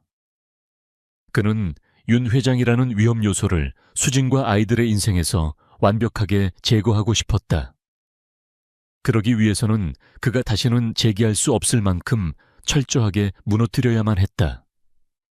그는 수집된 증거들을 언론에 터뜨릴 완벽한 타이밍을 기다리며 조용히 칼을 갈았다. 하지만 그는 알고 있었다. 이런 권력 싸움에서 이기는 것만으로는 자신의 가족을 되찾을 수 없다는 것을. 그는 아이들의 마음을 얻어야만 했다. 그는 최 비서를 통해 아이들이 좋아하는 만화 캐릭터가 무엇인지, 요즘 유행하는 장난감이 무엇인지 알아냈다. 그리고 며칠 후 수진의 집으로 이벤트 당첨 선물이라는 명목으로 아이들이 가장 갖고 싶어 하던 장난감들이 담긴 커다란 상자가 배달되었다. 선물을 받고 기뻐하는 아이들의 모습을 보며 수진은 복잡한 심경에 빠졌다. 보낸 사람이 누구인지는 물어볼 필요도 없었다. 그의 이런 서툰 배려가 그녀의 마음속 얼어붙었던 무언가를 조금씩 녹이고 있었다. 그는 더 이상 5년 전의 차갑고 이기적인 남자가 아닌 것 같았다. 그는 변하고 있었다. 아버지라는 이름 아래 서툴지만 진심으로 다가오려 노력하고 있었다. 며칠 뒤 태민에게서 다시 연락이 왔다.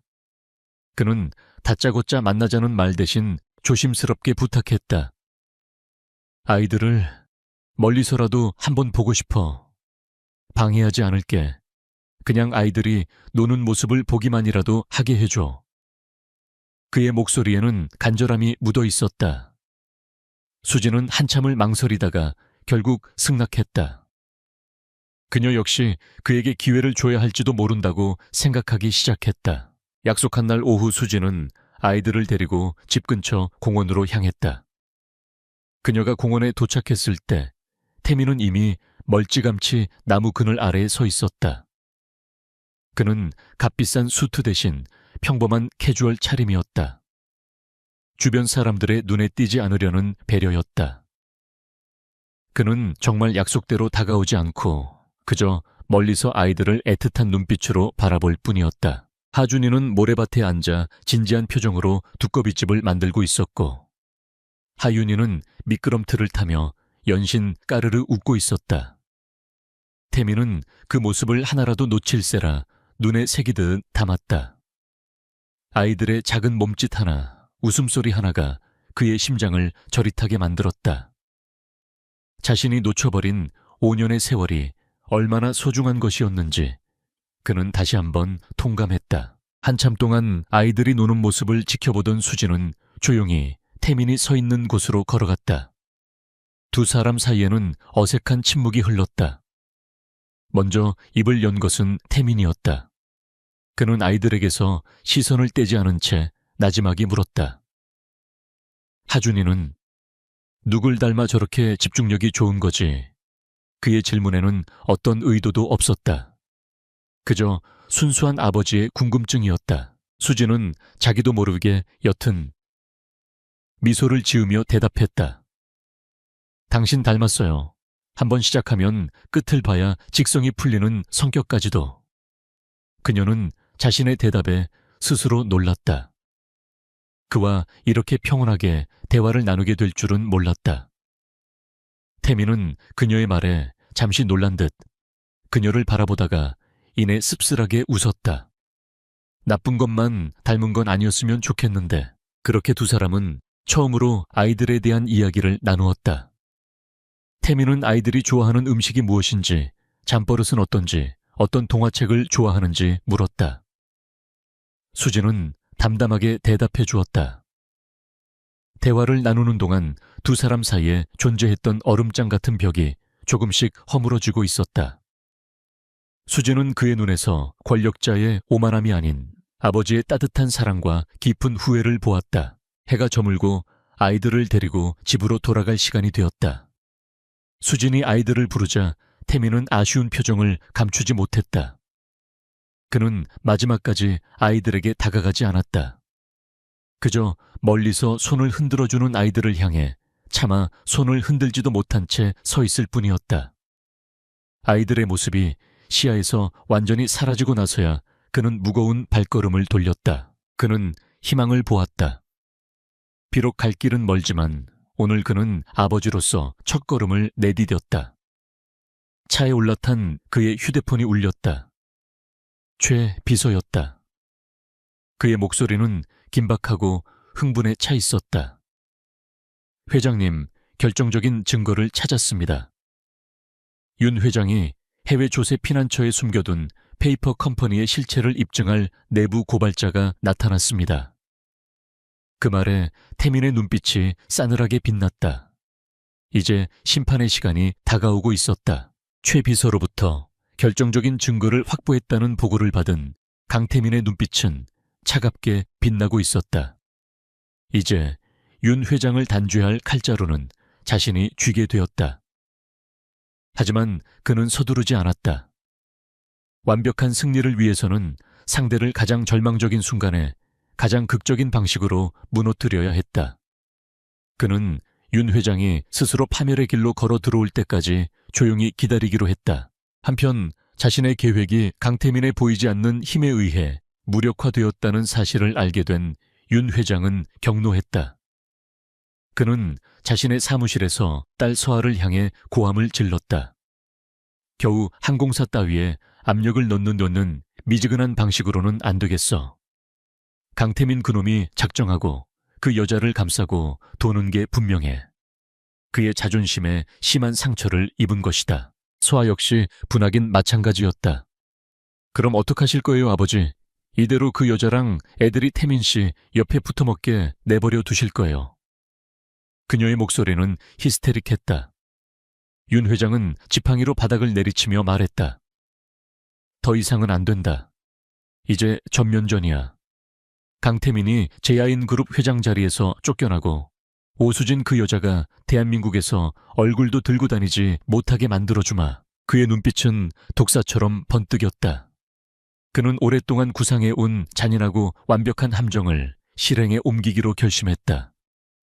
그 함정은 두 갈래로 나뉘어 강태민의 사업과 개인의 삶을 동시에 파괴할 수 있도록 치밀하게 설계되어 있었다. 그는 법률가로서의 지식과 암흑가의 인맥을 총동원하여 누구도 빠져나갈 수 없는 거대한 덫을 놓기 시작했다. 첫 번째 함정은 제인그룹의 신규 투자 사업을 겨냥한 금융 공격이었다. 제인그룹은 최근 막대한 자금을 투자하여 유망한 바이오 벤처 기업에 인수를 추진하고 있었다. 윤 회장은 증권가의 어두운 세력과 결탁하여 해당 바이오 기업의 임상 실험 결과가 조작되었다는 악성 루머를 퍼뜨렸다. 동시에 그는 차명 계좌를 이용해 공매도 세력을 동원 제인그룹의 주가를 폭락시키기 시작했다. 두 번째 함정은 오수진의 명예를 완전히 짓밟아 사회적으로 매장시키기 위한 여론전이었다. 그는 자신이 비밀리에 자금을 대고 있는 인터넷 타블로이드 언론사를 이용했다.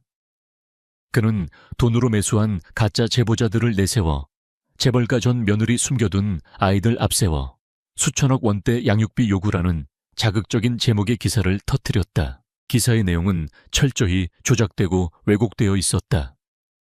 오수진이 사는 소박한 아파트는 대중의 동정심을 사기 위한 연극으로 묘사되었고 그녀가 아이들과 공원에서 단란하게 시간을 보내는 사진은 치밀하게 계산된 이미지 메이킹으로 둔갑했다. 기사에는 그녀의 실명과 사진, 심지어 근무하는 항공사까지 고스란히 노출되었다. 두 개의 함정은 완벽한 타이밍에 맞추어 동시에 발동되었다. 진그룹의 주가가 폭락하기 시작한 바로 그날 아침 오수진에 대한 악의적인 기사가 인터넷을 통해 삽시간에 퍼져나갔다. 대중은 자극적인 이야기에 열광했다. 진실 여부와는 상관없이 오수진은 하루아침에 돈을 노리고 재벌에게 접근한 파렴치한 꽃뱀이 되어 있었다. 그날 아침 비행 준비를 위해 집을 나서려던 수진은 자신의 아파트 앞에 진을 치고 있는 수많은 기자들을 보고 경악했다. 카메라 플래시가 사방에서 터지고 마이크들이 그녀의 얼굴 앞으로 무자비하게 들이밀어줬다. 아이들이 정말 강태민 회장의 친자가 맞습니까? 양육비로 얼마를 요구하셨습니까? 빗발치는 질문에 그녀는 한마디도 대답할 수 없었다. 그녀는 겨우겨우 문을 닫고 집 안으로 다시 들어왔다. 휴대폰은 쉴 새 없이 울려댔고 인터넷 포털 사이트는 온통 자신의 이야기로 도배되어 있었다. 입에 담을 수 없는 악성 댓글들이 그녀의 가슴에 비수처럼 박혔다. 하지만 자신에 대한 비난보다 더 그녀를 고통스럽게 한 것은 아이들이 받게 될 상처였다. 그녀는 창밖의 기자들을 보며 공포에 떨고 있는 아이들을 꼭 껴안았다. 세상이 무너지는 것 같았다. 같은 시각 강태민 역시 긴급 이사회에 참석하여 주가 폭락 사태에 대한 대책을 논의하고 있었다. 바이오 기업에 대한 악성 루머는 걷잡을 수 없이 퍼져 이사회의 일부는 투자 전면 재검토를 요구하며 그를 압박했다. 윤 회장의 공격은 예상보다 훨씬 더 거셌고 효과적이었다. 하지만 태민은 흔들리지 않았다. 그는 이미 이 모든 상황을 예측하고 대비책을 세워두고 있었다. 바로 그때 최 비서가 다급하게 회의실로 들어와 그의 귓가에 속삭였다. 회장님, 오수진 씨에 대한 기사가 터졌습니다. 상황이 아주 심각합니다.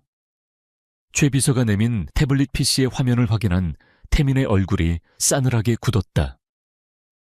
그의 눈에서 살기가 번뜩였다.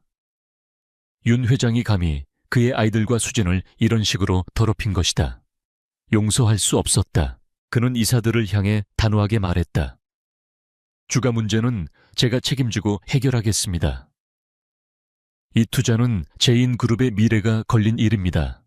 절대 포기하지 않을 겁니다. 긴급한 개인 사정으로 잠시 자리를 비우겠습니다. 그는 더 이상의 질문을 허락하지 않고 회의실을 나섰다.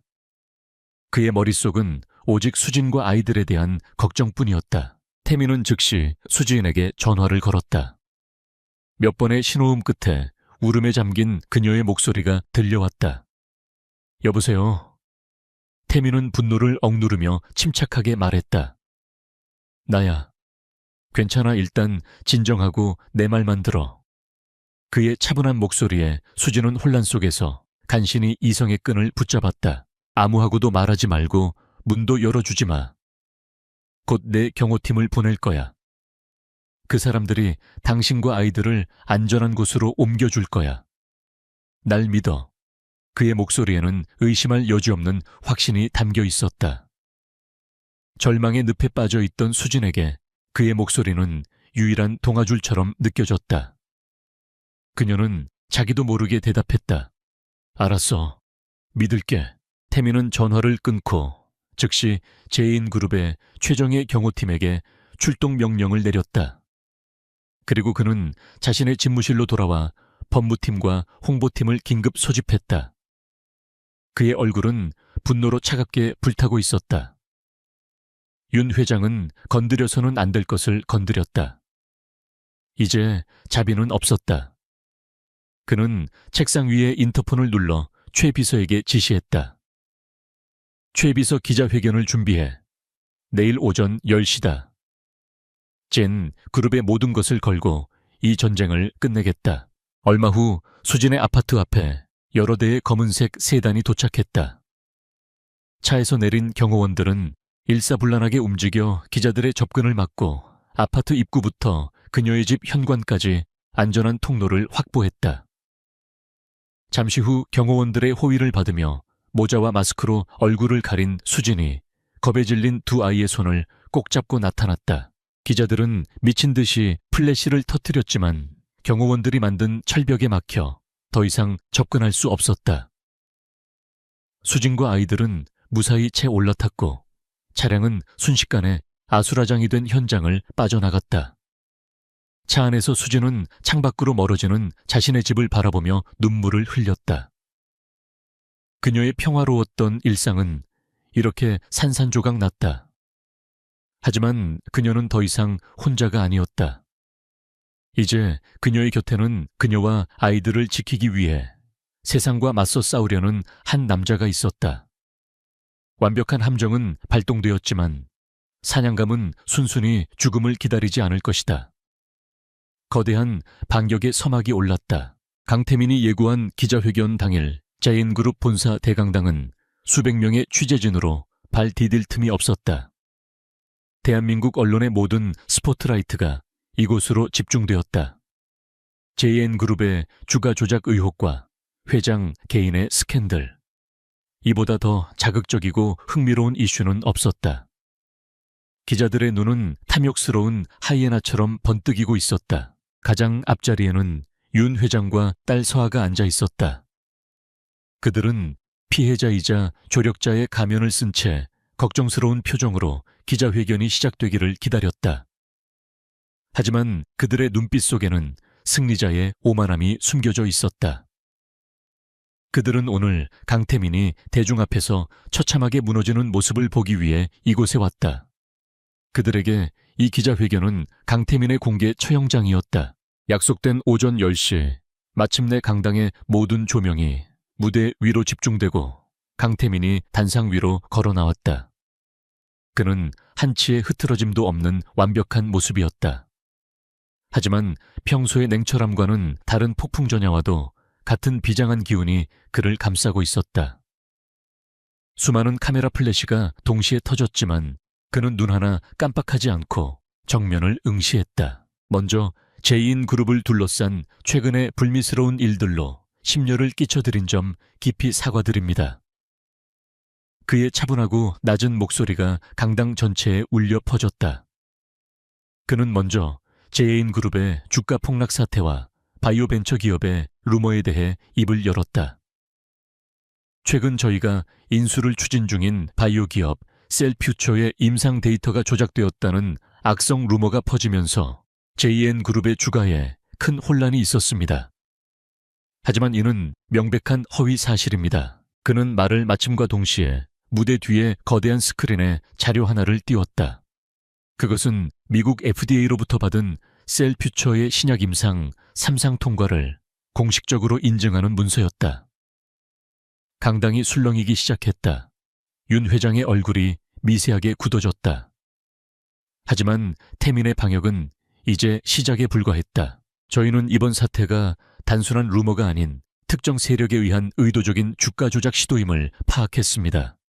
그리고 그에 대한 모든 대비를 마친 상태였습니다. 그의 말이 끝나자 스크린의 화면이 바뀌었다. JN그룹의 주가 변동 그래프와 함께 특정 증권사들의 공매도 거래 내역이 실시간으로 표시되었다. 그리고 그 거래의 중심에는 윤 회장이 차명으로 소유한 유령 회사들이 있었다. 진그룹은 이번 주가 조작 세력의 공격을 역이용하여 우호적인 해외 자본과 함께 자사주를 대량으로 매입하며 경영권을 성공적으로 방어했습니다. 동시에 무리한 공매도를 시도했던 세력은 천문학적인 손실을 입고 시장에서 퇴출될 위기에 처했습니다. 그의 설명은 한편의 완벽한 전쟁 시나리오 같았다. 윤 회장은 자신의 함정에 자신이 빠졌다는 사실을 깨닫고 얼굴이 하얗게 질렸다. 기업 문제를 완벽하게 정리한 태민은 비로소 개인적인 스캔들로 주제를 옮겼다. 강당의 공기는 더욱 팽팽하게 당겨졌다. 이제 제 개인적인 삶에 대한 악의적인 보도에 대해 말씀드리겠습니다. 그는 윤서아를 잠시 쳐다보았다. 그녀는 여전히 여유로운 미소를 띠고 있었다. 그가 어떻게 변명하든 숨겨진 아이들의 존재는 사실이었기에 빠져나갈 구멍이 없다고 확신했다. 최근 한 언론 매체는 제 전 부인인 오수진 씨가 숨겨둔 아이들을 이용해 저에게 거액의 돈을 요구했다는 허위 사실을 보도했습니다. 하지만 이는 모두 한 개인과 조직이 치밀하게 계획한 음해 공작이었습니다. 태민의 목소리에 차가운 분노가 실렸다. 그는 스크린에 또 다른 자료를 띄웠다. 윤 회장과 해당 타블로이드 언론사 대표 사이에 비밀스러운 자금 거래 내역이었다. 그리고 마침내 결정적인 한 방이 터져나왔다. 지금부터 이 모든 음모를 누가 계획하고 실행했는지 증명하는 자료를 공개하겠습니다. 태민은 스피커의 볼륨을 높였다. 강당 전체에 맑고 선명한 음성의 녹취 파일이 울려 퍼지기 시작했다. 그것은 윤 회장이 코리아 에어라인의 박 전무에게 전화하여 오수진을 해고하라고 압력을 넣는 내용이었다. 박 전무 내가 예전에 도와준 일 잊지 않았겠지. 오수진이라는 승무원 말이야. 알아서 깨끗하게 처리해. 회사 못 다니게 만들어버리라고. 윤 회장의 오만한 목소리가 공개되자 기자석은 충격으로 아수라장이 되었다. 하지만 진짜 충격은 다음에 이어졌다. 태민은 두 번째 녹취 파일을 재생했다. 윤 회장과 딸 서아가 사무실에서 나눈 대화였다. 아버지 겨우 그 정도로 되겠어요. 그 여자랑 애들은 이 나라에서 영원히 사라져야 해요. 태민 씨가 다시는 찾을 수 없게 아주 짓밟아 버려야 한다고요. 윤서아의 증오에 찬 목소리가 또렷하게 흘러나왔다. 그녀의 아름다운 얼굴 뒤에 숨겨진 악마와도 같은 본성이 만천에 드러나는 순간이었다. 그녀의 얼굴에서 미소가 사라지고 경악과 공포가 그 자리를 대신했다. 강당은 이제 통제불능의 상태에 빠졌다. 수백 개의 카메라 플래시가 윤 회장과 윤서아의 사색이 된 얼굴을 향해 무자비하게 터져 나왔다. 태민은 잠시 그 혼란을 지켜보다가 손을 들어 장내를 정리했다. 그는 마이크를 다시 잡고 얼음처럼 차가운 목소리로 최후의 심판을 내렸다. 이것은 단순한 명예훼손이 아닙니다. 언론을 이용한 여론조작, 주가, 시세 조종 증거, 인멸교사 등 명백한 범죄 행위입니다. JN그룹은 오늘부로 윤 회장과 그의 딸 윤서아 씨를 포함한 모든 관련자들을 검찰에 고발 조치했습니다. 그는 말을 마친 후 경멸의 눈빛으로 윤서아를 똑바로 쳐다보았다. 윤서아 씨, 우리 두 사람의 약혼은 당연히 이 자리에서 파기합니다. 공식적인 파혼 선언이었다. 서아는 완전히 무너져 내렸다. 태민은 마지막으로 기자들을 향해 몸을 돌렸다. 그의 표정은 이전의 분노 대신 한결 부드러워져 있었다. 기사의 내용 중 단 한 가지 사실인 것이 있습니다. 저에게는 두 아이가 있습니다. 그는 잠시 말을 멈추고 스크린에 아이들의 사진을 띄웠다. 놀이터에서 환하게 웃고 있는 하준이와 하윤이의 모습이었다. 이 아이들은 제 삶의 가장 소중한 보물입니다. 지난 5년간 아이들의 존재를 밝히지 못했던 것은 저들의 추악한 음모로부터 아이들을 지키기 위함이었습니다. 아이들과 아이들의 엄마에게 지난 시간 동안 아픔을 준 것에 대해 저는 평생을 속죄하며 살아갈 것입니다. 그리고 오늘 이 시간부로 저는 JN그룹의 회장이기 이전에 두 아이의 자랑스러운 아버지로 살아갈 것임을 선언합니다. 그의 진심 어린 선언에 강당안은 숙연해졌다. 기자회견은 끝났다. 강태민은 완벽한 승리를 거두었다. 그는 단상을 내려오면서 아수라장이 된 강당을 뒤로 했다. 윤 회장과 서아는 성난 기자들에게 둘러싸여 한 발짝도 움직이지 못했다. 태민은 그 모습을 차갑게 외면한 채 휴대폰을 꺼내 단 한 사람에게 전화를 걸었다. 안전가옥에서 이 모든 상황을 TV로 지켜보고 있었을 오수진에게. 이제 가족을 되찾으러 갈 시간이었다. 기자회견장을 빠져나온 강태민은 곧장 수진과 아이들이 머무는 안전가옥으로 향했다. 차가 서울의 복잡한 도심을 빠져나가는 동안 그는 수진에게 전화를 걸었다. 신호음이 한번 울리자마자 그녀가 전화를 받았다. 아무 말도 들려오지 않았지만 전화기 너머로 그녀의 가쁜 숨소리와 억누르는 울음소리가 희미하게 전해져 왔다. 그녀가 모든 것을 지켜보았다는 것을 알 수 있었다. 나야. 다 끝났어. 태민이 먼저 입을 열었다. 그의 목소리는 지쳐 있었지만 그 어느 때보다 따뜻하고 부드러웠다. 수진은 한참 동안 아무 말도 하지 못하다가 간신히 떨리는 목소리로 대답했다. 봤어. 다 봤어. 그 한마디에 지난 시간 동안 겪었던 모든 서름과 고통, 그리고 안도감이 담겨 있었다. 지금 갈게. 태민은 짧게 말하고 전화를 끊었다. 더 이상의 말은 필요 없었다. 그가 수진에게 향하는 동안 대한민국은 윤 회장 일가의 스캔들로 발칵 뒤집혔다. 기자회견에서 공개된 증거들은 너무나도 충격적이었고 여론은 순식간에 들끓었다. 검찰은 즉시 특별수사팀을 꾸려 윤 회장과 법무법인 대안에 대한 압수수색에 착수했다. 그의 모든 범죄 행각이 낱낱이 파헤쳐졌고 그는 결국 구속 수감되었다. 평생을 법 위에서 군림하던 자의 비참한 최후였다. 윤서아 역시 모든 것을 잃었다. 약혼은 파기되었고 사회적 명성은 바닥으로 떨어졌다. 그녀가 누리던 모든 부와 특권은 아버지의 몰락과 함께 신기루처럼 사라졌다. 언론은 더 이상 그녀를 쫓지 않았다. 대중은 새로운 스캔들을 찾아 떠났고 그녀는 세상의 기억 속에서 빠르게 잊혀갔다. 오만함이 불러온 파멸의 끝은 고독하고 허무했다. 세상이 온통 그들의 이야기로 시끄러울 때 태민의 차는 서울 외곽의 한적한 숲속에 위치한 저택에 도착했다. JIN그룹의 영빈관으로 사용되는 이곳은 완벽한 보안과 평온함을 자랑했다. 그가 차에서 내리자 현관문이 열리고 수진이 서 있는 것이 보였다. 그녀는 헬쑥했지만 굳건한 눈빛으로 그를 맞이했다. 두 사람은 아무 말 없이 서로를 잠시 바라보았다. 안으로 들어서자 아이들은 거실 소파에서 담요를 덮고 깊이 잠들어 있었다. 낮 동안의 소란에 놀랐을 아이들을 수진이 겨우 재운 것이었다.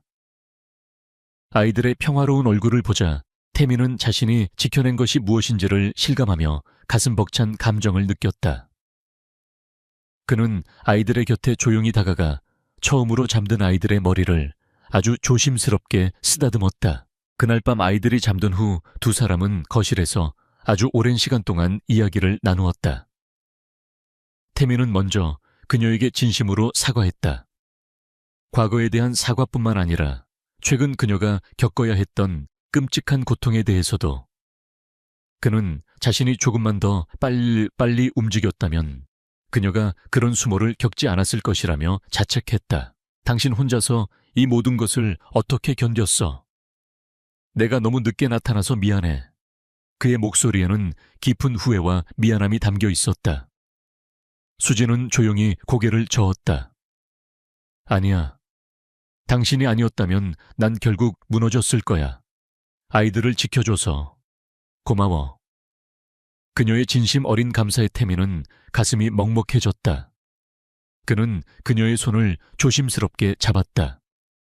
5년 만에 처음으로 맞닿은 온기였다. 그들은 밤이 새는 줄도 모르고 잃어버렸던 5년의 시간을 이야기했다. 수진은 아이들을 임신했던 순간의 기쁨과 두려움, 홀로 아이들을 낳고 기르며 겪었던 수많은 어려움, 그리고 아이들이 그녀에게 주었던 좌절과 행복에 대해 담담하게 털어놓았다. 태민은 그 모든 이야기를 한마디도 놓치지 않으려는 듯 귀를 기울였다. 그는 자신이 놓쳐버린 시간의 무게를 느끼며 그녀에 대한 존경심과 사랑이 더욱 깊어지는 것을 느꼈다. 다음 날부터 강태민의 삶은 완전히 바뀌었다. 그는 JIN그룹의 모든 업무를 최 비서와 전문 경영인에게 위임하고 오롯이 가족에게만 집중했다. 그는 더 이상 JN그룹의 총수가 아니었다. 그는 서툴지만 열정적인 초보 아빠 강태민이었다. 그는 아이들의 하루 일과를 배우는 것부터 시작했다. 아이들이 몇 시에 일어나고 무엇을 먹고 어떤 놀이를 좋아하는지 처음에는 모든 것이 어색했다. 그는 아이들에게 동화책을 읽어주다가 자신의 딱딱한 목소리에 스스로 민망해했고 아침 식사로 팬케이크를 만들어주려다 주방을 온통 밀가루 투성이로 만들기도 했다. 아이들 역시 갑자기 나타난 아저씨를 낯설어했다. 하지만 태민은 포기하지 않았다. 그는 매일 아이들의 눈높이에 맞춰 진심으로 다가갔다. 그는 하준이와 함께 레고 블록으로 몇 시간 동안 성을 만들었고 하윤이가 좋아하는 인형놀이에 왕자님 역할을 기꺼이 맡았다. 그는 아이들과 함께 만화 영화를 보며 유치한 노래를 따라 불렀고 아이들이 잠들기 전에는 항상 곁에서 조용히 책을 읽어주었다. 그의 노력은 서서히 아이들의 마음을 열기 시작했다. 변화의 순간은 어느 화창한 주말 오후에 찾아왔다. 그는 정원에서 아이들과 함께 공놀이를 하고 있었다. 하준이가 찬 공이 대굴대굴 굴러가 연못에 빠지려던 순간 태민이 몸을 날려 간신히 공을 건져냈다. 그 과정에서 그의 옷은 흙투성이가 되었다. 하준이는 놀라서 달려왔고 태민을 올려다보며 무심코 외쳤다. 아빠 괜찮아, 아빠. 그 한마디에 태민의 세상이 멈췄다. 그는 자신의 귀를 의심했다. 그는 천천히 몸을 일으켜 하준이를 바라보았다. 하준이는 자신이 무슨 말을 했는지 깨닫고는 부끄러운 듯 얼굴을 붉혔다. 태민은 하준이 앞에 조용히 무릎을 꿇고 앉아 벅차오르는 감정을 억누르며 말했다. 응, 아빠 괜찮아. 하준아 다시 한 번만 불러줄래? 하준이는 잠시 망설이더니 이내 작은 목소리로 하지만 분명하게 다시 불렀다. 아빠. 태민은 더 이상 참지 못하고 하준이를 꼭 껴안았다. 그의 어깨가 가늘게 떨리고 있었다. 5년 만에 그는 비로소 아버지가 되었다. 그 모습을 멀리서 지켜보던 수진의 눈께도 조용히 눈물이 흘러내렸다. 상처는 그렇게 서서히 아물고 있었다. 태민이 아이들과 가까워지는 동안 수진과의 관계도 자연스럽게 회복되었다. 그들은 더 이상 과거의 상처에 얽매이지 않았다. 대신 아이들의 웃음소리를 배경 삼아 새로운 신뢰와 사랑을 쌓아갔다. 그들은 아이들이 잠든 후 함께 차를 마시며 하루 동안 있었던 소소한 일들을 나누는 것을 좋아했다.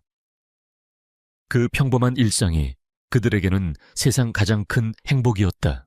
몇 주가 흐르고 세상은 언제 그랬냐는 듯 평온을 되찾았다. 윤 회장 일가의 스캔들은 사람들의 기억 속에서 희미해졌다. 그 시간 동안 네 사람은 진짜 가족이 되어가고 있었다. 어느 저녁 그들은 다 함께 거실 소파에 모여 앉아 영화를 보고 있었다. 하준이와 하윤이는 태민의 양팔을 하나씩 차지하고 그의 품에 안겨 잠들어 있었다.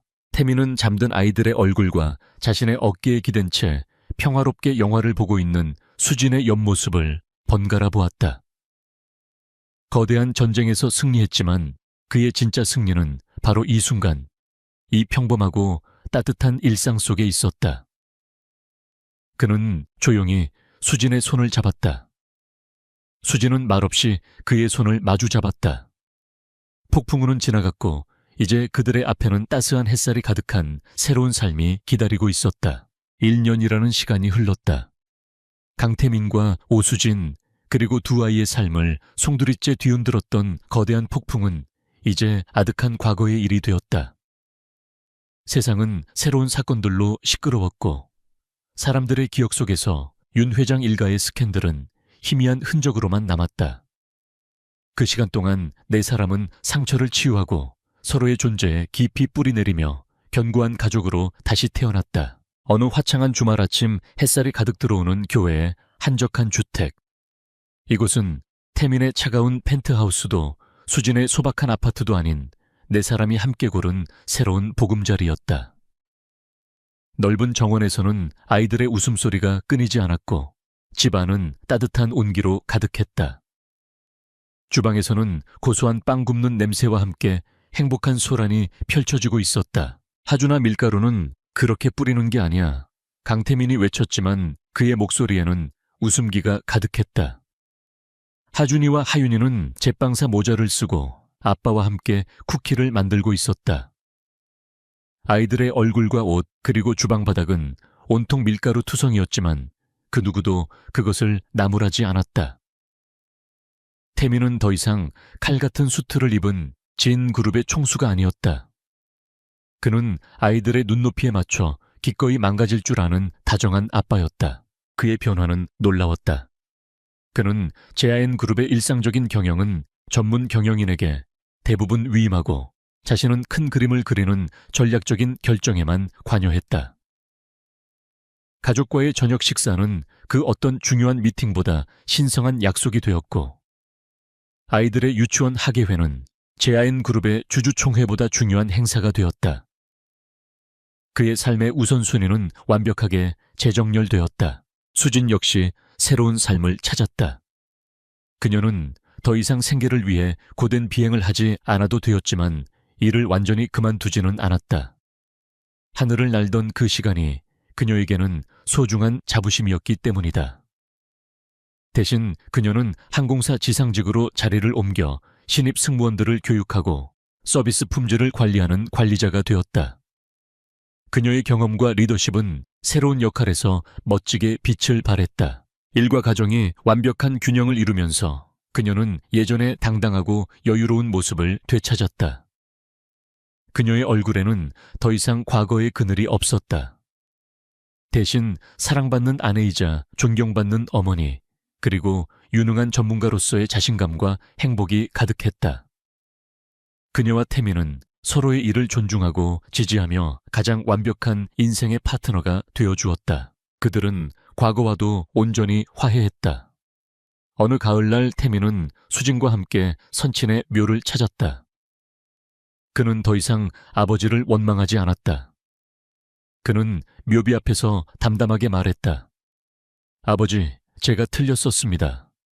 권력보다 돈보다 더 중요한 것은 가족이라는 것을 이제야 깨달았습니다. 그는 잠시 말을 멈추고 곁에 선 수진의 손을 잡았다. 아버지께 미처 보여드리지 못했던 제 아내와 그리고 당신의 손주들입니다. 하늘에서나마 저희 가족이 행복하게 사는 모습을 지켜봐 주세요. 수진은 말없이 그의 어깨에 머리를 기댔다. 지독했던 애증의 시간은 지나갔고 이제 그들에게 남은 것은 서로에 대한 깊은 이해와 용서뿐이었다. 그들은 과거의 상처를 딛고 일어서 더욱 단단하고 성숙한 사랑을 만들어가고 있었다. 그리고 마침내 아이들의 6번째 생일날이 다가왔다. 태민과 수진은 재벌가의 화려한 파티 대신 아이들의 친구 몇 명과 소중한 지인들만 초대하여 정원에서 소박하고 따뜻한 생일 파티를 열었다. 최 비서와 그의 가족, 그리고 수진이 힘들었을 때 곁을 지켜주었던 동료 승무원이 아이들의 웃음소리를 배경 삼아 즐거운 시간을 보냈다. 해가 뉘엿뉘엿지고 정원의 따스한 노을이 번질 무렵 파티의 하이라이트인 생일 케이크가 등장했다. 숫자 6이 새겨진 촛불 6개가 아이들의 얼굴을 환하게 비추었다. 생일 축하합니다. 사랑하는 하준, 하윤, 생일 축하합니다. 모두가 함께 노래를 부르고 아이들은 신이 나서 작은 두 손을 모아 힘껏 촛불을 껐다. 그 순간 태민과 수진은 서로를 바라보았다. 촛불의 잔상 속에서 두 사람의 눈에는 지난 시간들이 주마등처럼 스쳐 지나갔다. 비행기에서의 충격적인 재회 눈물에 대면 세상을 떠들썩하게 했던 거대한 싸움. 그리고 마침내 되찾은 이 평화로운 행복까지. 그들은 말없이 미소를 지었다. 그 미소 하나에 수만 가지의 감정과 이야기가 담겨 있었다. 파티가 끝나고 아이들이 잠든 깊은 밤. 태민과 수진은 정원 테라스 의자에 앉아 밤하늘의 별을 바라보고 있었다. 시원한 밤 공기와 귀뚜라미 소리가 감미로웠다. 태민은 조용히 수진의 손을 잡으며 품속에서 작은 상자 하나를 꺼냈다. 그가 상자를 열자 심플하지만 우아하게 빛나는 다이아몬드 반지가 모습을 드러냈다. 그것은 5년 전 그가 그녀에게 주었던 화려한 반지와는 달랐다. 수진아. 그가 나지막이 그녀의 이름을 불렀다. 우리 처음부터 다시 시작하자. 화려함이나 의무감 때문이 아니라 오직 사랑만으로. 지난 시간의 상처까지도 모두 끌어안고 평생 서로의 가장 좋은 친구이자 연인이 되어주자. 나와 다시 결혼해줄래? 그의 청혼에는 거창한 미사 여구가 없었다. 하지만 그 어떤 말보다도 깊은 진심이 담겨 있었다. 수진의 눈에서 뜨거운 눈물이 흘러내렸다. 그녀는 말없이 고개를 끄덕였다. 태민은 조심스럽게 그녀의 손가락에 반지를 끼워주었다. 반지는 마치 처음부터 그곳에 있었던 것처럼 그녀의 손에 완벽하게 어울렸다. 두 사람은 조용히 서로를 끌어안았다. 강태민은 자신을 꼭 안아오는 아내의 온기를 느끼며 아이들이 잠든 집을 바라보았다. 한때 그에게 세상의 전부는 제아인 그룹의 성공과 부였다. 하지만 이제 그는 알았다. 진정한 행복과 성공은 주가의 숫자에 있는 것이 아니라 사랑하는 가족과 함께하는 이 평범하고 소중한 순간 속에 있다는 것을. 길고 험난한 길을 돌아왔지만 마침내 그는 자신의 진짜 세상 진짜 집을 되찾았다. 약혼녀와 출장을 가던 재벌 CEO가 전 부인과 마주치며 시작되었던 운명의 폭풍은 이제 가장 따뜻하고 찬란한 해피엔딩으로 막을 내리고 있었다.